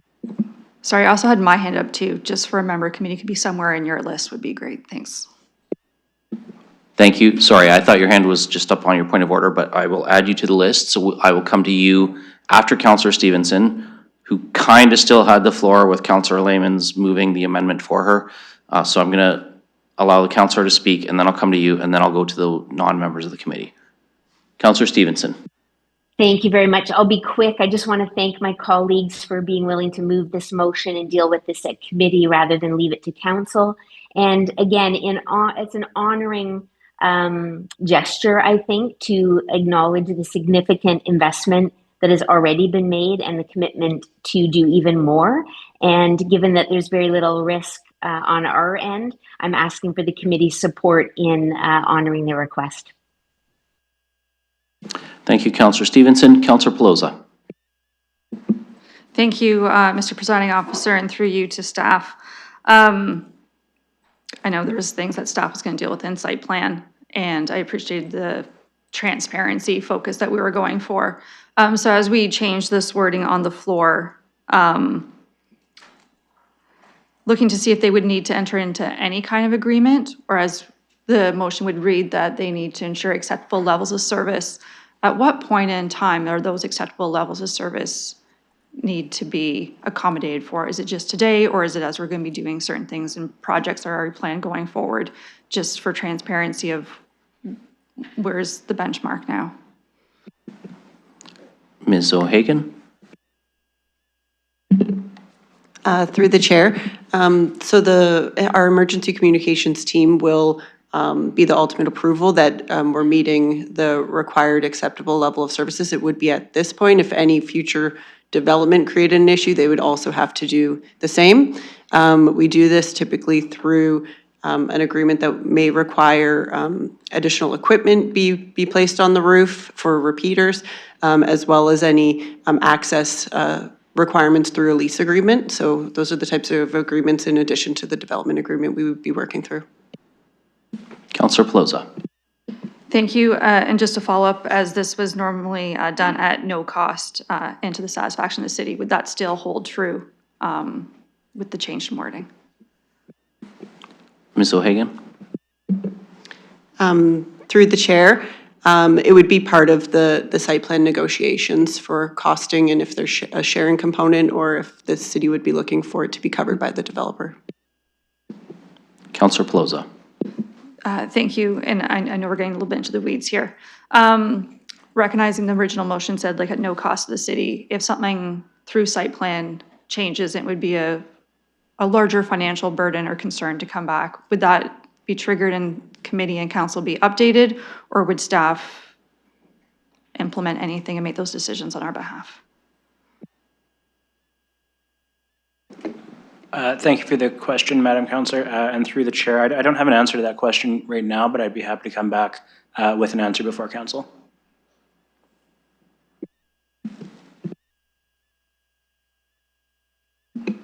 Thank you.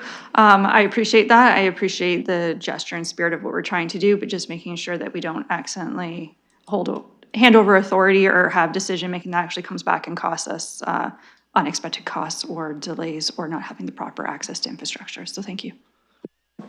Thank you, Councillor Pelosa. I'll hold myself, but I'm going to look for any other members of committee before I go to non-committee members. I'm not seeing any hands up at the moment, so I'm going to go now to Councillor Pribble on the amendment. No? For the main motion? Okay. Any other speakers on the amendment?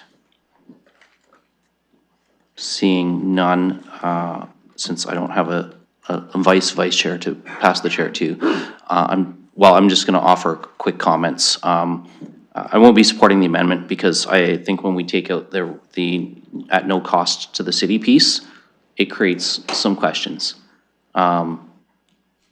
If it was a matter of the number of years, I might be more amenable to supporting it, but I am not prepared to absorb costs when I feel on this development we are already being generous in terms of finding ways to help move this forward. So I won't support the amendment. I would have been open to something that just removed the 99 years. Hopefully in 99 years we have better technology anyway. But I mean, 99 years ago, most of us weren't driving cars. We were driving horse and buggy. So hopefully technology improves, but I'm not prepared to remove the piece that says at no cost to the city, so I can't support this amendment. So that's my comments to my colleagues on committee. And I'll just look to see one more time if there's any other speakers. Councillor Stevenson. Thank you. Through you to staff, what kind of cost are we looking at here? Just as a ballpark estimate, are we thousands or millions or?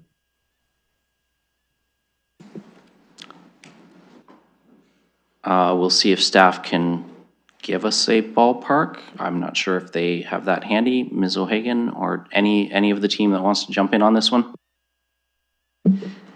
Through the chair, every situation where path loss is addressed is different and unique. So we don't know those exact costs yet. They could range in the hundreds of thousands of dollars. Thank you, Ms. O'Hagan. Councillor Stevenson. Thank you. As a follow-up, is that a one-time charge or is that the annual amount? Ms. O'Hagan. Yeah, as I said, everything will be unique, but in past instances, we require them to maintain levels of service while under construction. Also, any additional equipment, so that would be the main cost, would be additional equipment, and then ongoing, there would be a lease agreement component for access. Again, we don't have anything concrete at this point of what is specifically required for the costing, but I think the majority is just a one-time cost. Councillor Stevenson. Thank you. So I'll just say again that this development is going to bring millions of dollars to the city in various different ways. There's already been a substantial investment into our city.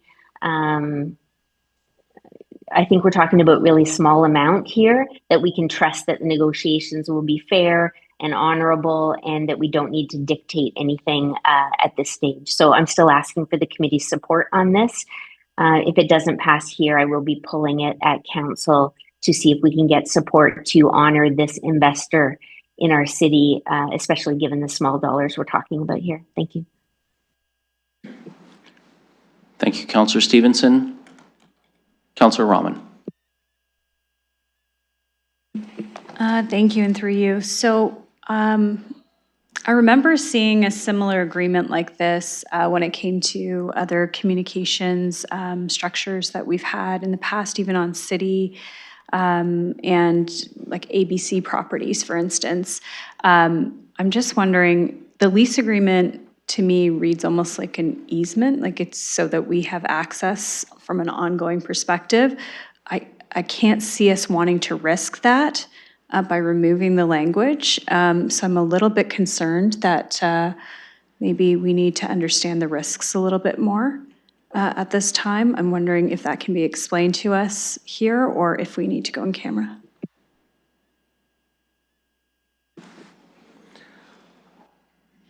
Well, let's go to staff.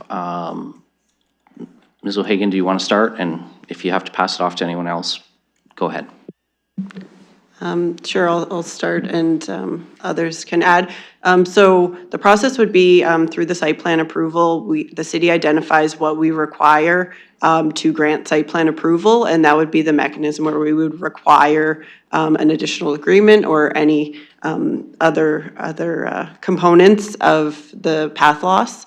And from the planning perspective, it could result in appeal if we do not grant site plan approval because we come to an impasse where we can't agree on what those provisions would be. Councillor Rahman. Thank you. And then for a long-term agreement, can you comment on the risk? Mr. Mathers. Through the chair, just to add maybe a bit of context to this. So all these items are be requested items for consideration. So it could still be the solution to have what we're suggesting here. This is just opening up maybe other alternative options. And I think that's what my understanding of what I've heard today from the applicant that they're looking for is just to know that there might be more than one opportunity. So this would still allow us, if we think and feel that the only way to secure this ability to be able to have our emergency services functioning is to have this type of arrangement, then we would still move forward in that way. But if there is other opportunities or different options that working with our community partners as well as on this communication aspect, if we feel that that's most appropriate, then we'll go with whichever option we think is appropriate. So this doesn't necessarily preclude us from doing that, but it opens up some other options for us as well when in those negotiations. Councillor. Thank you, and through you. So since we're on the amendment, I won't speak to the main motion and my support of that. But I will say when it comes to just the amendment, my concern is that I want to signal that this is an important piece of equipment that we need. We need the ongoing access to be able to ensure safety in our community, and I want to make sure that that's paramount in this discussion. I think that the applicants in no way, shape, or form want to hinder that in any way.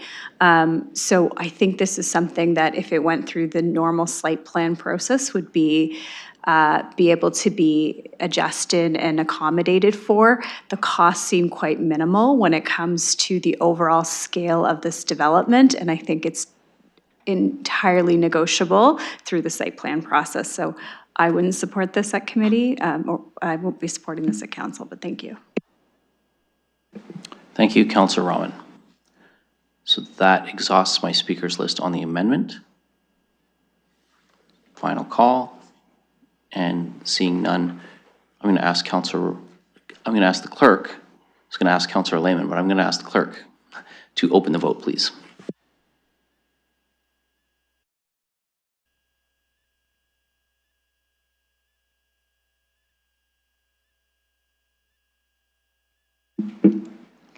Closing the vote, the motion failed 2-4. Okay, so we return to the main motion. I'll return the chair to Councillor Lehman.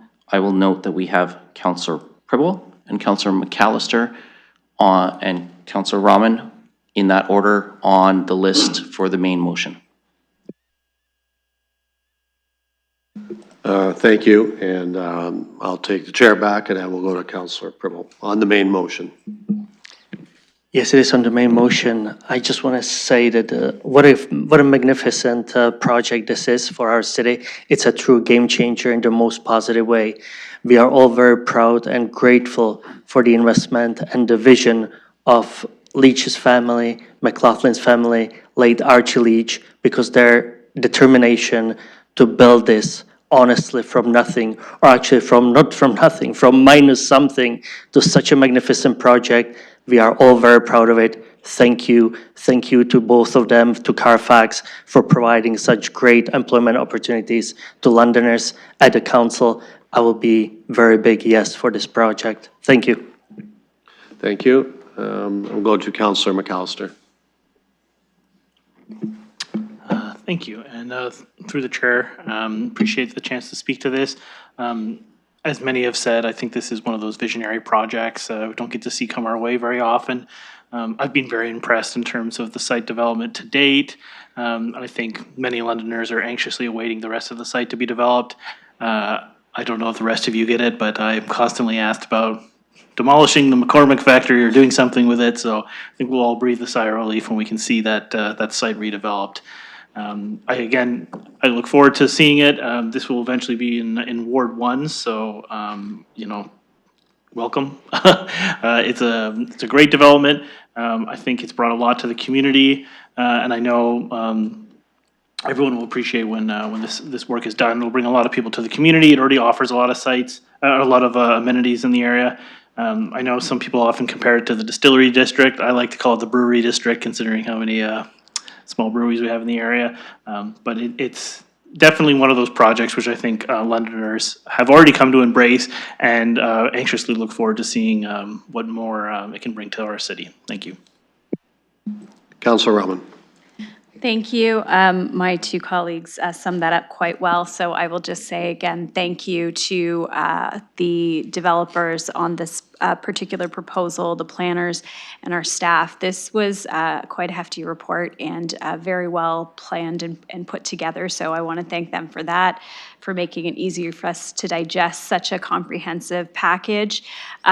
What I like about this is how when we talk about a visionary piece of a development, that mixed-use component that is being proposed in this particular development, the fact that we're involving large-scale industries that want to see their employees on site, that want to see them have vibrancy in their workplace, I think is going to be it's going to attract other businesses to want to do the same thing. So thank you for that in this proposal. Thank you. I'll go to Councillor Stevenson. Thank you very much. No doubt everyone's excited about this project and grateful to the families that are willing to invest in our city like this. I hear mention of the McCormick property, and I'll just remind my colleagues that we hadn't quite had the election yet when I sat and watched the planning committee, and everyone was excited about the McCormick development. And the committee did not give the developer everything that they wanted. It was a small little issue about the parkette, and everyone thought that was going to continue to go on, and it didn't. And, hindsight's 2020 maybe, but, had the committee given the developer everything they wanted, would we have something beautiful there? I don't know. I'm not in any way suggesting that this Kellogg's development is at risk, but I am a little disappointed that we have somebody investing this kind of dollar figure and this kind of commitment to our city. And, the amendment didn't pass, and we're not willing to honor them in that way. But I'll just say that, still glad to have this. I'm sure this part is going to pass, and I'll be speaking with my colleagues between now and council to see if we can make this a little bit easier. I find that too many of these developments, we say thank you, thank you, thank you, but we're we're going to leave you with a little bit of a sour taste. And I wish things could be different, and hopefully by council they will be. And thanks for everyone's support on this. I'll look for other speakers. Councillor Pelosi. Thank you, Mr. Chair. I'm not sure when the language of honoring certain applications came into our purview. I look at it through planning applications and staff recommendations and government regulations, and always happy to meet with developers behind the scenes to find out what their needs are, how to get to yes. And if it's a no, why is it a no, and can we mitigate it in any ways? Was really excited for this application, was really excited for the vision that was pitched years ago of what that space could be. My dad used to work in that building when it was a cereal factory. Nice that it's this now because they laid them off back in the day in the recession. So glad to have some good memories coming back from it. And as Deputy Mayor Lewis and I are on the tourism board, what a great asset in the city. What a revitalization of an area, transformative buildings, and so much that could be done with so much potential. I'm really grateful that we're seeing that. As for that minor amendment, if it's the amount of years that are going to outlive us all, happy to adjust that and have some conversations there. But overall, just thank you for all the partners that saw what London could be, what this area of the city could be, and bringing this to London. It's a flagship area, and we're happy to showcase it as we bring conferences and other things to town, and residents are proud of their areas. So just thank you, and happy to have any conversations offline as needed. I'm always available. Thank you. Look for other speakers. We have a motion moved and seconded. Seeing no other speakers, I'll call the vote.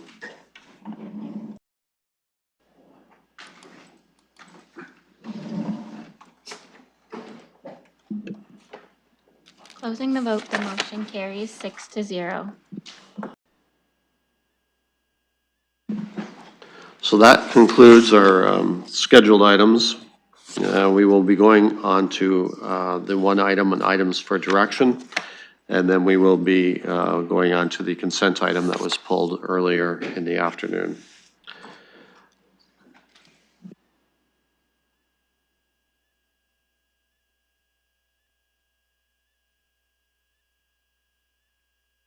So moving on to 4.1, this is regarding the Hyde Park BIA expansion. Ms. Zapkowski has requested a delegation status.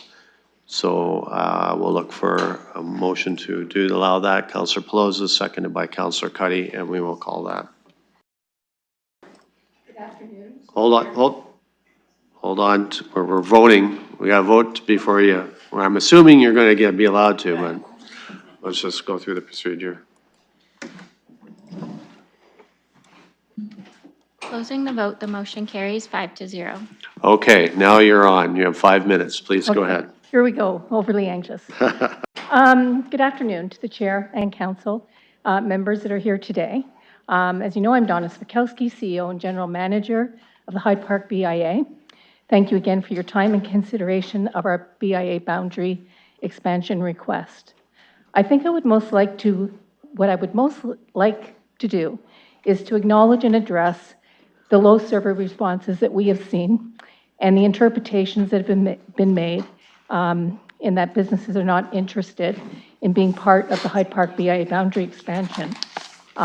When in fact our conversations with businesses have said otherwise. While legislation requires that proper notice be provided to potential members, the legislation does not require confirmation of receipt or that certain engagement levels be met. Despite this, the Hyde Park BIA has facilitated 2 additional engagement periods beyond what is expected in the Municipal Act and has continued to commit to a transparent and fair process. In fact, there were a total of 3 rounds of one-on-one engagement exercises that also included surveys. The first was conducted by ourselves during the summer of 2024. We visited with approximately 120 businesses, which resulted in enough interest to support our first request to PEC and Council in October 2024 to proceed with the boundary expansion in all 4 nodes. Of those businesses, 29% were interested or very interested in being part of the BIA, with another 39% being open with requests for more information. After further council direction, the second and third engagements were conducted by the city and the Hyde Park BIA together, each with mailing correspondences and the opportunity for potential members to attend 2 informational open houses led by the Hyde Park BIA with city administrative support.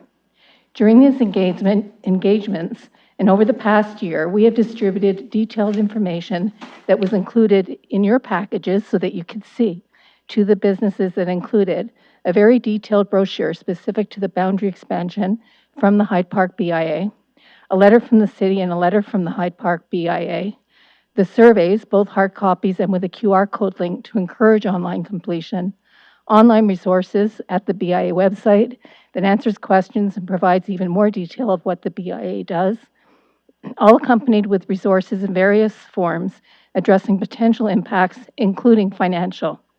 In addition to all of the touch points we provided, eligible persons had 2 engagement sessions with both the Hyde Park BIA and city involvement where they were invited to come and express their concerns and their views. The results of the surveys did reflect a low response rate, which we think could be attributed to a few factors. From experience, we know that businesses tend to not respond to surveys or even attend our AGM unless something is really wrong. And even with compelling literature and in-person visits, and in the third round, we even introduced incentives for completing the surveys in our attempt to increase the responses. The low engagement continued, which we could believe could also be reflective of survey fatigue. Our experience was that the majority of businesses that were personally visited were either in favor of or open to the idea of being part of the Hyde Park BIA. Therefore, we don't believe that low response equates to opposition. So while a majority of eligible persons did not respond to the surveys, this could suggest a passive acceptance of the expansion rather than an active resistance. And last, while the surveys were directed towards voting members, property owners, and tenants, we weren't actually able to identify to verify who the responses came in from. For us, the purpose of the business engagement was to gauge the temperature and desire or not for a BIA.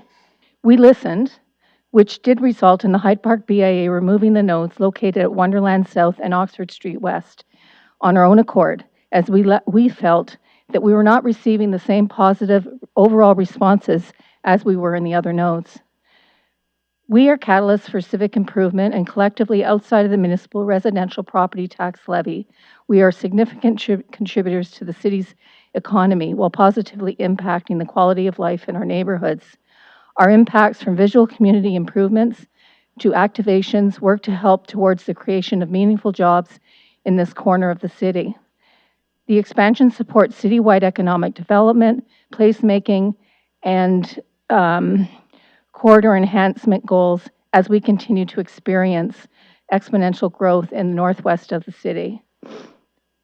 More specifically, new members will benefit from Hyde Park BIA activities that include things such as beautification, hanging baskets, metal banners, etc., promotional program investments that currently include our growing CTB ad program, the bus shelter ad program with potential of our adding a shelter at Hyde Park South, free professional business feature Friday videos, scavenger hunts with our most recent one attracting patrons as far as Guelph to the west and Guelph to the east and Windsor to the west. We also run a highly successful Hyde Park Dollar program, an incentive program, and are currently working on a scholarship award program that youth of Hyde Park BIA of eligible families entering post-secondary education will be able to apply for. We are also behind some strongly established and growing festivals and events that include things such as the Christmas events with focus on Northwest London businesses and Pondfest, and much more. As substantiated by our letters of support that were in your packages, we are a highly functioning BIA with a demonstrated commitment to improve local business supports, streetscape enhancements, and promote economic development in this expansion area. In summary, we believe we did actually experience high engagement rates, but we did have low survey response rates, which in part we did predict. We are respectfully requesting approval for Civic Administration to take the necessary steps to expand the existing Hyde Park BIA boundaries as supported in the report of the Planning Environment Committee from Planning and Development, Housing and Community Growth dated June 10th. The motion would allow us to proceed under the Municipal Act for a further prescribed 60-day objection period managed by the city clerk that provides eligible persons, property owners, and tenants a formal and transparent opportunity to oppose the expansion. Should no more than 33% oppose, it would allow us to come back to PEC and Council for approval or further direction. And that is all I have for now. Thank you so much for your consideration. Thank you.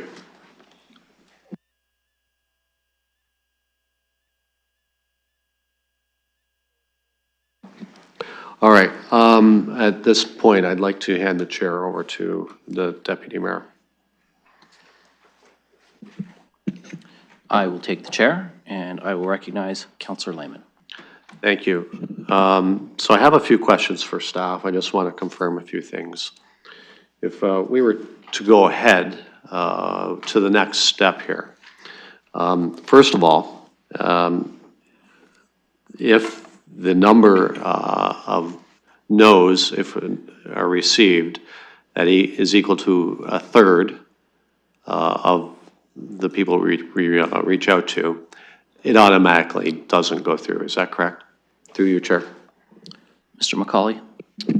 Thank you, and through the chair, that is correct. Okay. The second question I have through you, Chair, the notice will go out, which will indicate a time frame of when we need to hear back of whether you're in favor or you're not in favor of it. The results will be brought back to PEC. It doesn't automatically mean that this goes through. The results will be brought back to PEC. At that time, we would determine whether we would recommend to council that this expansion be allowed to go. Is that correct? Mr. McCauley? Thank you, and through the chair, under the Municipal Act, what you've stated is correct. We would be entering into a 60-day objection period. We would count those objections. We would report that back to Planning and Environment Committee, and then that recommendation would be in front of council to make a decision as to whether to formally pass the bylaw to expand the BIA. Okay, thank you. And through you, Chair, the communication that goes out to members and prospective members, would that communication clearly state, one, their property tax impact? It's a levy, but it's paid for with their property tax. Two, well, to explicitly say how it's collected, which would be included in the property tax. And three, who would determine that levy? Like, it is the BIA, the board of the BIA, approved by council, I believe. But would those things be clearly stated in the communication that goes out to members and prospective members through your chair? Mr. McCauley? Thank you, and through the chair. We cannot provide a specific amount that a business or a property owner will pay, because we need to wait for the actual BIA budget to be approved by council, and we would need to know whether or not the boundary has taken place, as the assessment data collected from the eligible properties would be a part of that calculation, which would then roll into the levy to be raised from the eligible properties, which would then be applied to the property owner. Subsequent to that process, the property owner would then have certain lease agreements with each individual tenant, and we are not privy to those agreements. So what we have done is we can provide an estimate based on what existing businesses have paid in the current Hyde Park BIA. That is data provided by the Hyde Park BIA has indicated that it is between $500 and $2,000 per business. But again, it's very difficult for us to actually determine that. If a property owner is concerned at any time throughout the process, we are able to speak with a property owner and provide some further certainty on what they might be expecting. But until the 2026 budget is approved and the 2026 and we've determined whether or not a boundary has occurred. I can't provide a specific number. Okay, So, Counselor, I've entertained a couple of specific questions to staff, but I don't actually have a motion on the floor yet. I presume you handed over the chair to put a motion on the floor, so I'm going to look to you to put a motion on the floor before we proceed with any more questions or comments. Fair enough. So the clerk has a motion that I would like to put on the floor, which essentially is to proceed to the next step. So I'll let the clerk handle that.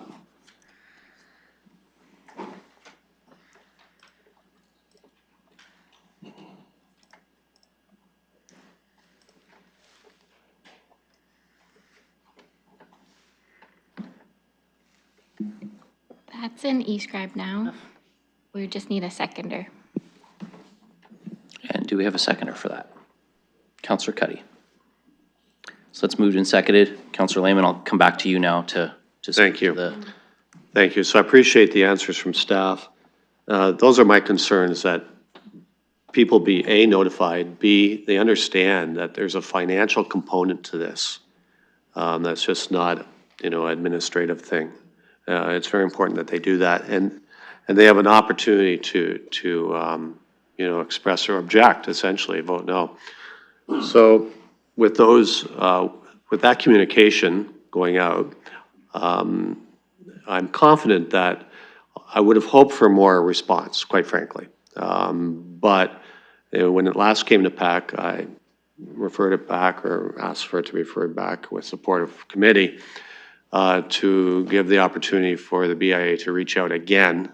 So I'm confident that businesses had the opportunity to find out about this.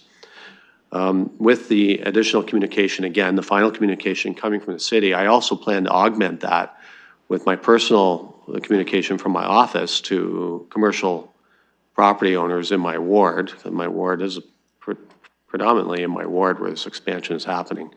Again, to make it clear that I need to hear no, because if they don't respond, then it's presumed yes. But I'm confident that there's enough information out there to proceed to the next step. Now, that being said, I'm not giving my okay or my vote when it comes back. I'll see what the results are and go from there, and weigh it to see how many responded, how many objected to it, and what the feedback is before we look at a final conclusion there. So I ask for your support from the committee to proceed to the next step. Thanks, Chair. Looking for other speakers. Councillor Pelosa. Thank you, Mr. Presiding Officer. I also appreciate and just want to recognize how long and patient you've been waiting for this point in the meeting. I had concerns last time, and I would say those concerns, as we spoke about it prior PEC, still remain. By no means is it a reflection to the good work the BIA is doing. Those letters were clear in support, regardless if they were independent or part of a chain of just they felt like they had community and support. And you're clearly having an impact with those, and they appreciate it. My concern lies still with the low response rate, and the response rates we're getting are still no's. My concern also extends into if I don't hear from you, I'm going to imply consent. I have concern with that, as that isn't how we operate other city policies. If we don't have a response back, it's just not weighted in the decision making. Also, through you to staff, what would the timing of this be? Should it move forward and pass at committee and council for this engagement? Thank you, and through the chair, we would be looking to launch it relatively quick on an accelerated schedule. We do have a 60-day period that we do need to respond within as per the Municipal Act. We are trying to fit this in to this calendar year so that we can get it back in front of Planning and Environment Committee by the end of the year, noting that the Hyde Park Business Improvement Area needs to make some decisions as to what budget they're bringing forward for the 2026 year, and then there are other municipal teams that are awaiting our progress on this file. Councillor Pelosa. Thank you. I appreciate knowing the timelines is one, the PEC committee changes potential composition as of December 1st. Secondly, we're running into budget fund come the end of the year, and we'll have better numbers that we're running with. And then also as it transcends into next year, we're entering an election cycle ourselves and mindful of campaigning versus advocating for city business as we try wear both hats at the same time because we don't get a leave of absence from work to do such things. To Councillor Lehman's question, I know you can't predict into the future what the next budget update would be, but would you consider doing a rough, if we're talking about information to those businesses, should this pass and go forward, of what the current rate is and what the dollar value would be on average, just to help them make an informed decision? And I believe this information would come from the city. This would be a city process to send it out, of just with that, because it's us collecting the information at this point going forward for the next step, I believe, of just what our information would look like and could we give them an idea of the potential current tax levy and what the current rate would be of financial impact. Estimates and ranges, not.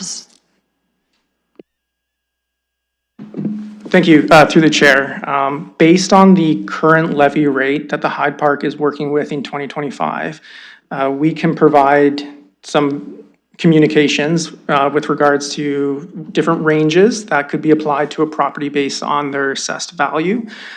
We can also provide the information that the Hyde Park has provided us with regards to what their current membership pays as a levy rate. Again, what we can't provide is if there are any leasing agreements between actual business tenants with the property owner, and what those amounts might look like in that flow down process. Councillor?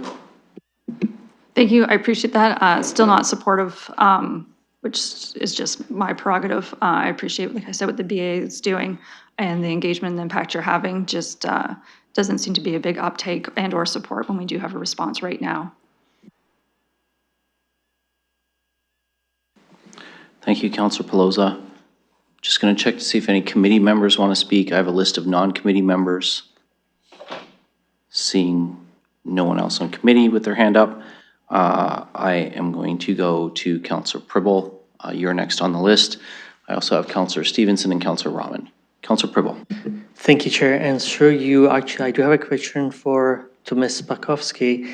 And the question is because last time you were here when we asked if there was a certain amount, potential amount to be charged the levy, you said that there was a certain formula that was sent or communicated to the owners. Could you please clarify that? I will go to Ms. Bakowski if she can provide some insight. So I might defer to Mike on this. I don't have the paperwork in front of me, but the formula for working out one's potential BIA levy against their assessed value was included in all of the communications. But I don't have that formula with me. But there was a formula that was provided. Thank you. Councillor Pribble. And thank you for that. I wasn't actually looking for the exact formula. I was looking that there was one in place, so the information was there. So now I'm just gonna, thank you for adjusting the boundary. This makes much more sense to me. This looks more like a BIA before we had one, it was kind of more of an island for me. So this makes more sense to me. And I will be very much supportive of it to go to the next step to move it forward. Thank you. Thank you, Councillor Pribble. Councillor Stevenson. Thank you. I apologize if this is in the report and I didn't see it, but is there the option to make it an opt-in percentage rather than assuming that no response is a yes? So I'm just going to use this opportunity to, because Councillor Pelosa referenced the assumed yes as well. This was answered the last time it was before us. I will go to staff, Councillor Stevenson, to provide that answer, but it is governed actually by the Municipal Act. It's not a local policy, it's a provincial policy. Mr. McCauley, can you just provide a little detail on that?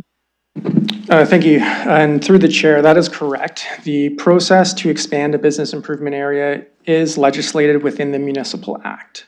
We do not have a policy or procedure that supersedes that. If council would wish to explore that avenue, the best approach, I think, would be for us to come back with a recommendation on what that might look like. We haven't done that work. I don't know.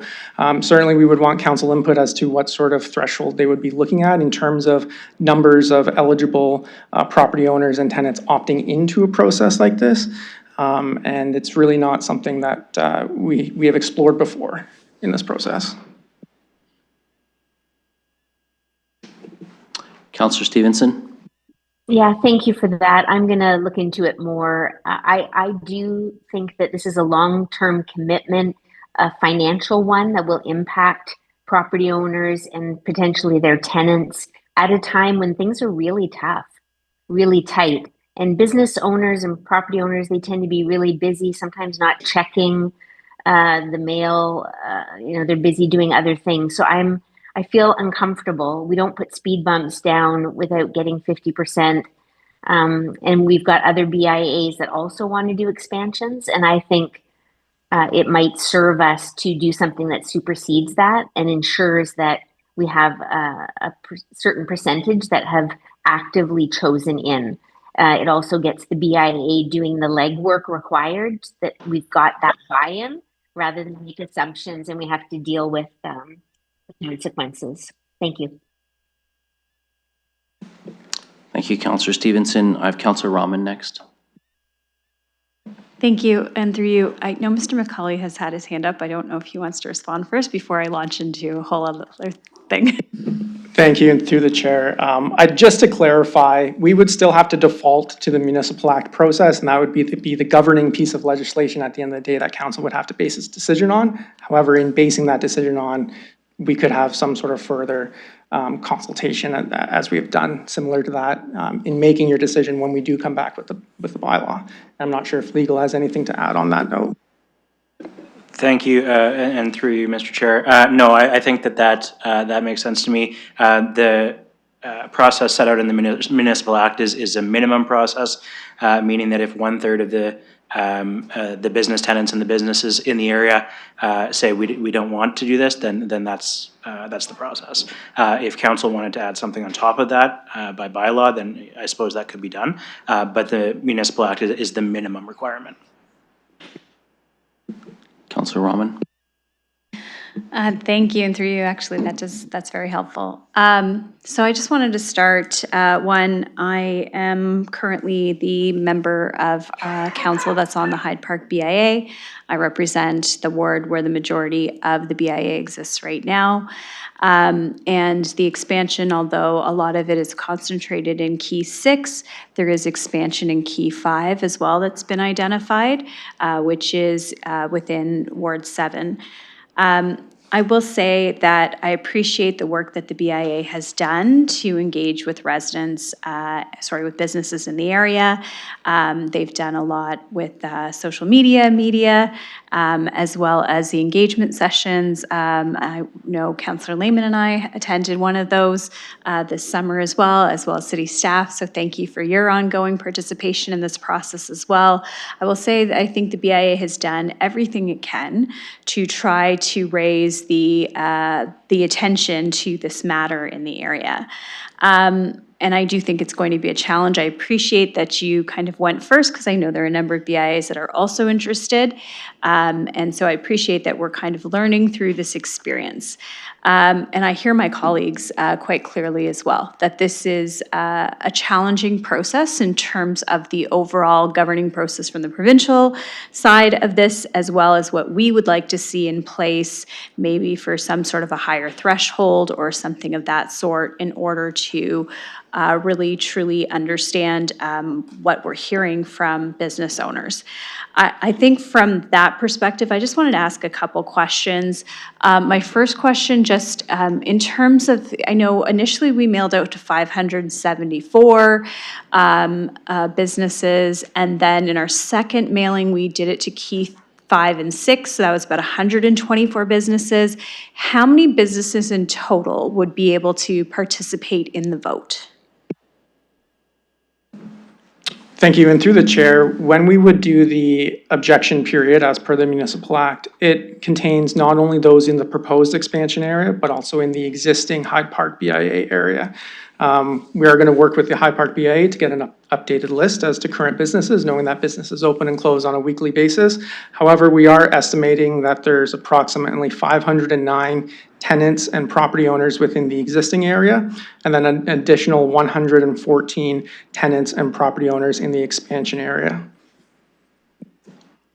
Counselor? Thank you, and through you. So conceivably, everyone in the new area could technically vote no, and this could still pass. Mr. McCauley? Thank you, and through the chair, conceivably, yes, council would have that option to determine when we report back on how they would like to proceed. Council is only not permitted to pass the bylaw when we reach that 1/3 threshold.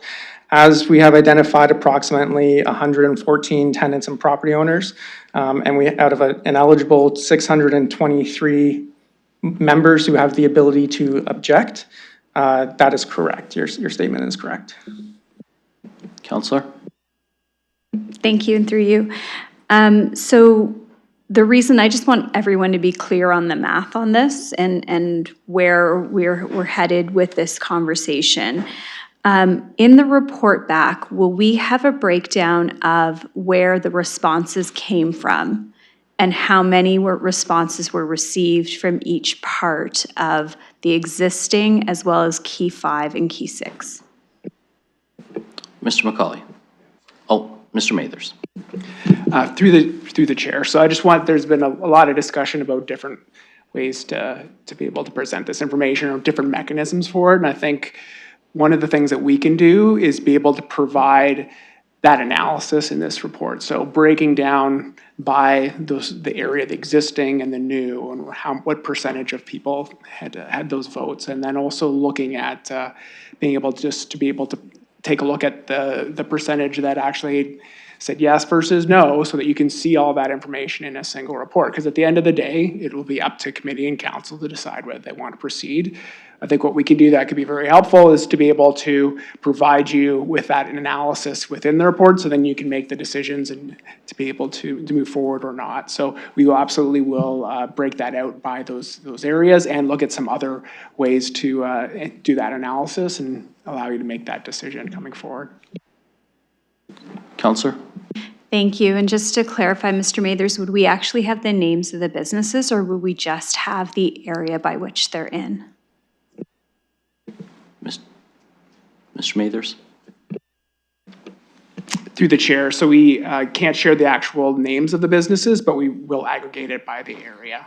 And because the areas are fairly large, we don't have a concern from a privacy perspective as long as we keep the areas fairly large. Counselor? Thank you. How about square footage? Mr. Mathers? Through the chair, that wouldn't be a problem if square footage is something that you, like a weighting factor that you'd like to consider, then the square footage, that would be something we could do. Okay, thank you. Again, I'm just looking for my colleagues to have as much information as possible as we go through this process. I am supportive of us moving on to the next step as well, so that we have the opportunity to have the full engagement. Similar to Councillor Lehman, I will look to engage with all the businesses in Key 5 of my ward, as well as look to engage with those that are in the existing BIA already. Part of the concern I do have around Key 5 as well is that it is also part of the urban growth boundary expansion area that is also being communicated to and asked to be in part of the Get Involved at the exact same time. And so I'm not sure if they understand the difference as to what the city is coming to them for at this point, because we're talking about a BIA expansion, an urban growth boundary expansion all around, and one is residential for growth and the other one is for business growth. So it's a lot of information all at once. So I will take that time to engage to try to clarify that messaging in that time period. Again, I just want to thank the BIA and city staff for all the work that they've done so far. Thank you, Councillor Rahman, and a lot of information at once is our daily existence as well as staff's, so they'll get a flavor for that. Councillor Hopkins. Thank you. I just want to thank Councillor Rahman for her questions. They were quite helpful. And I want to thank Councillor Lehman for bringing forward this motion to proceed forward with the process. We're not making decisions here today on should we or shouldn't we expand the boundary. I think we need to get the feedback, and I think it's the transparency that I'm looking for engaging again with the community. It's a 60-day objection period. We know we need to get, if we get over 33%, it's not going to go forward. But I am looking for feedback so I can make a decision. And we've heard staff are going to be able to give us some more detailed information.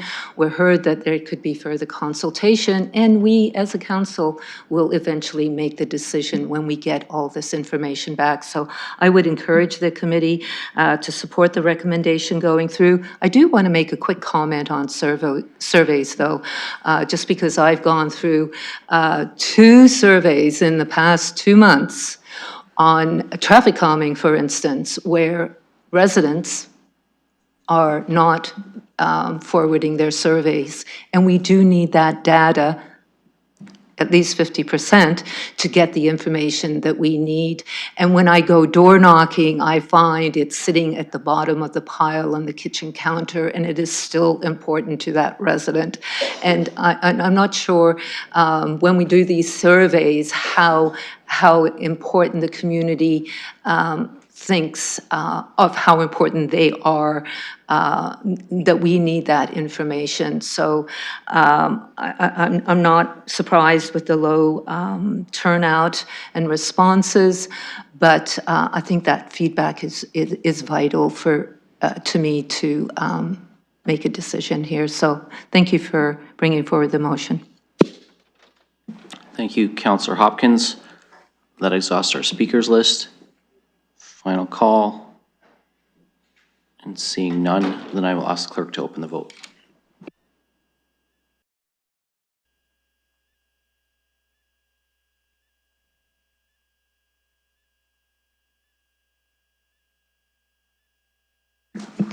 Closing the vote, the motion carries 4-1. Thank you, colleagues. So that concludes that item. We will move now to our deferred matters from the beginning of the meeting, and I will turn the chair back to Councillor Lehman. Thank you, Deputy Mayor, for filling in for me on that one. So we pulled consent item 2.4 regarding updating the program guidelines for the Transit-Oriented Development Community Improvement Plan. I'm just going to put that on the floor, and the committee can receive it, or they can go from there. So I'll go to Deputy Mayor Lewis. Thank you, Chair. So through you, Councillor Frank provided a draft motion in her communication. In addition to receiving the communication, I'm prepared to put that on the floor. And then I'll yield to Councillor Frank to speak to it first. I'll speak to it afterwards, but I will, Chair, ask that. So it's a 3-part motion. And I would ask that, so we have 1, 2A and B, and 3. I'd ask that 2A and 2B be called separately because I'm supportive of one and not supportive of the other. But I'm still prepared to put the motion on the floor so we can have the discussion. Okay, so I'll ask the clerk if that has been updated to eScribe. It has, so if you refresh your screens. Just need a second. Just need a second. Yeah.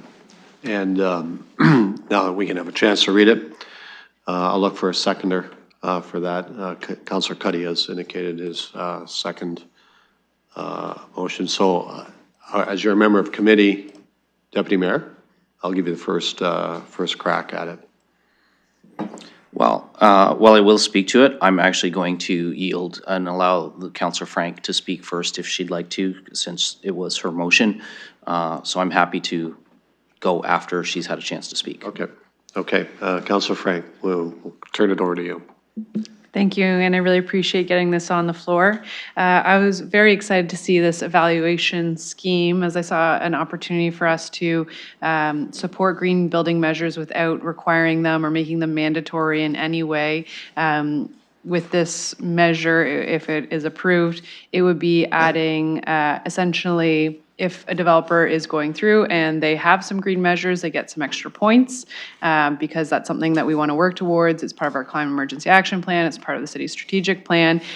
We want to make sure that the buildings we're building now will be able to last well into the future and ideally not have as many impacts on the environment. And they have tangible benefits to the residents. There's a reduced utility cost. So if it's a condo or if it's a rental property, there are reduced utility costs and reduced long-term operating costs, healthier indoor air quality. So there are many additional benefits to moving in this direction. I also think that we're setting clear expectations that the money that we use, this is half money, which is federal money, but we're able to allocate it through this program in many different ways. But I think that we are setting the expectation that when we incentivize development, we want a clear return of benefits, not just to the developer, and of course, not just units, which are amazing and are definitely things that we're looking for, but we're also looking for these benefits to the community and to the environment. It doesn't preclude any developer from applying. It's simply ranking applications, and those who are going to the added effort of reducing emissions or adding more green measures will be recognized for that additional effort. Many developers I talk to are already heading in that direction, so this won't be a problem for them. But I think when we have the opportunity to provide a carrot, we should make it a great carrot, and I think that adding some of these green measures will improve that. Additionally, in my submission, I did add a slightly higher weighting score if it's a nonprofit developer that has a proven track record of developing housing. There already was a qualification in that section, just that if you're a developer that has, whether you're nonprofit or for-profit, if you have a proven track record, you get extra points. I do think, again, given the extra community benefits that nonprofit developers generally provide, which is almost either their entire building is affordable, if not the vast majority of it, and more deeply affordable often than the for-profit developers, I saw that being a good opportunity for us to further recognize the hard work that is going on within that. Again, not taking away from anyone, just saying if we're going to be handing out money, let's recognize where the benefit lies. So again, appreciate getting this on the floor. I will support all of it at council. And as an FYI, it does have to come back to a future PEC meeting just because staff would have to go through and make some adjustments. But that is essentially what I'm hoping for. So thank you. And thank you to staff for helping me work through this process. I kind of just gave them my idea and then they helped refine it. So I appreciate their support. I'll go to Deputy Mayor. Thank you, Chair. So happy to jump in here, put this on the floor and be semi-supportive. I think that there is definitely opportunity to put in some bonus points for green development measures being included in projects.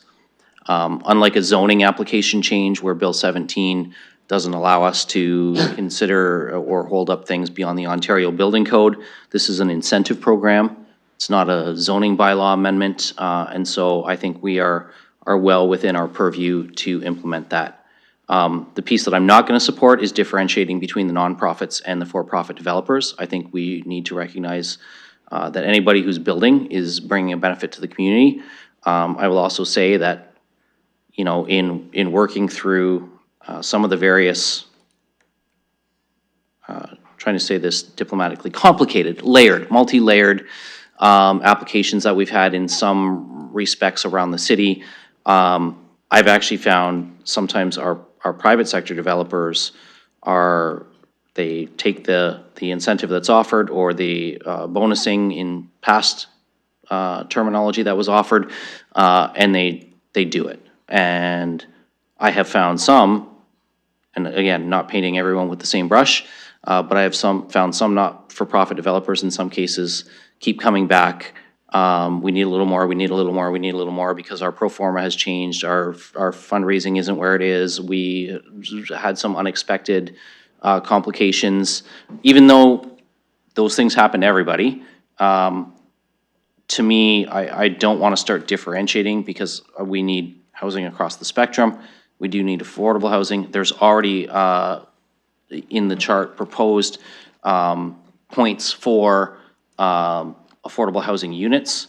So for me, I'm really not hung up on who's doing the building for points. The points are there for the number of units that are affordable, or the percentage of units that are affordable. And so I'm okay with, you know, even with the barrier-free and stuff like that, there's points for those various things. I don't want to start to discriminate, though, on who should or shouldn't apply for incentives to build, because I want as many folks building as we can. But I do think that the green measures that Councillor Frank is proposing do have some value in this process. So I'm happy to have staff take a second look at this with the recommendations that are in the motion. As I said, I won't support BI now, as it's written in eScribe, but I will support BII. Okay, I'll look for other comments or questions from committee members or visiting councilors.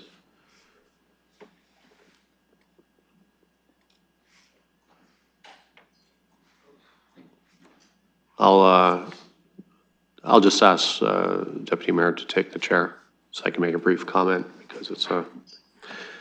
I will actually pass the chair to Councillor Pelosa, because I've got the motion on the floor, so. Okay. Councillor Pelosa, would you take the chair, please? And I'd like to speak to this. I recognize Councillor Lehman, and I am timing, so please go ahead. Yeah, so briefly, I agree with the comments made. This is not about who builds the houses. We want to get the housing built. As far as the green development measures, I don't mind some marks for there, as long as it's not onerous and overweighted, because I'm also aware that adding those things that increase the cost of the house, which increases, you know, the cost to the end user. So, but I don't mind some measure to be encouraged, I guess, for developments to recognize our green potential. So that's just, I'll support it. I'll support 2, A, B, B2, and C.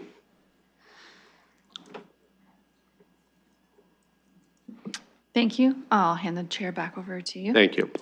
We have a motion moved and seconded. I'll look for any further comments or questions before I call the vote, and I'll be calling the vote. And correct me, clerk, if I'm wrong. We'll call, let's call A and C together, if we can. And then we will call B separately, BI and then BII, if that's okay with you. Councilor Pelosa. Sorry, thank you. A technical question, as I have touched so many things on my screen. As we're looking at the green development measures and hearing support of it being added in, and Councillor Frank's original motion having the layout of scoring, was the green development measures on that scoring sheet Councillor Frank's numbers, or was that in the original one? Sorry, like I said, I got so many things open. So I'll go to staff. Thank you. Through the chair, the green development measures were not included in the staff report. That is part of the councillor's amended motion. So Councillor, my understanding is here, they will include measures and then bring it back to PEC with those measures. And that time we'll look at that. So just making sure that that's accurate, the timeline, and staff will determine the proper weighting to make sure that everything still equals. I'll go to staff. Thank you, and through the chair, yeah, we will, once we've received direction from committee and council, we will look at the overall evaluation matrix, ensure that council's recommendation is embedded within that, and report back accordingly for your approval. Councillor, thumbs up. Okay. All right, so any other further comments or questions? Mr. Mathers. Sorry to interject. We just can't see the actual resolution. What's the date? I remember there were, from Councillor Frank's motion, that there was a date that. There is no date. Okay. It just indicates the date of the staff report. Perfect, thank you. Okay. Thank you. Go ahead. I'm going to go have the clerk comment. Through the chair, we just changed Part C to read to a future Planning and Environment Committee because it doesn't hit this council cycle, so it has to be a different meeting. Thank you. Okay. So I'll open the voting. Have the clerk open the voting.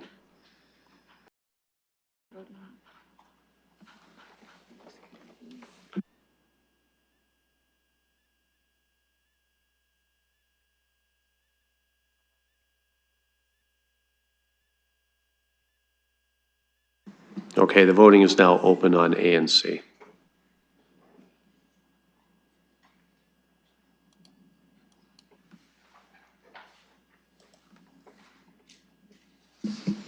Closing the vote, the motion carries 5-0. Okay, and I'll call the vote on BI, then BII.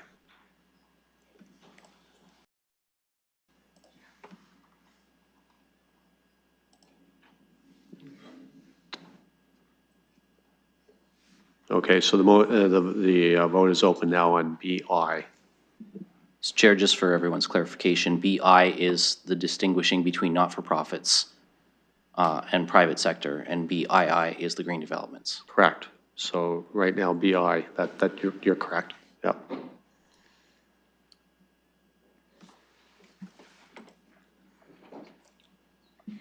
Closing the vote, the motion fails 1-4. Okay, now I'll call the vote on BII, which is regarding the green development measures.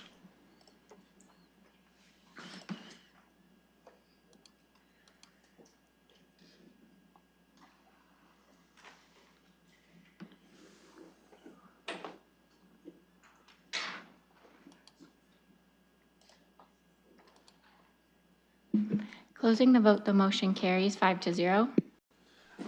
So I'll just note I incorrectly voted. And I'm not going to ask for reconsideration. It's going to go to council, so we'll just let it be. Okay, so that concludes 2.4.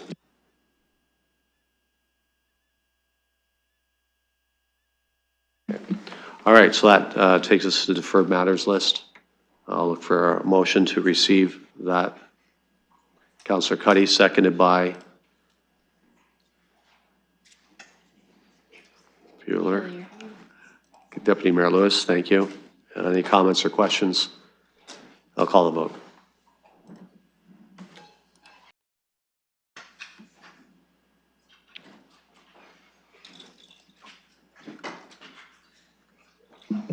Closing the vote, the motion carries 5-0. So look for a motion to adjourn. Councillor Cuddy, seconded by Councillor Lewis, hand vote. Motion carries. Thank you, folks.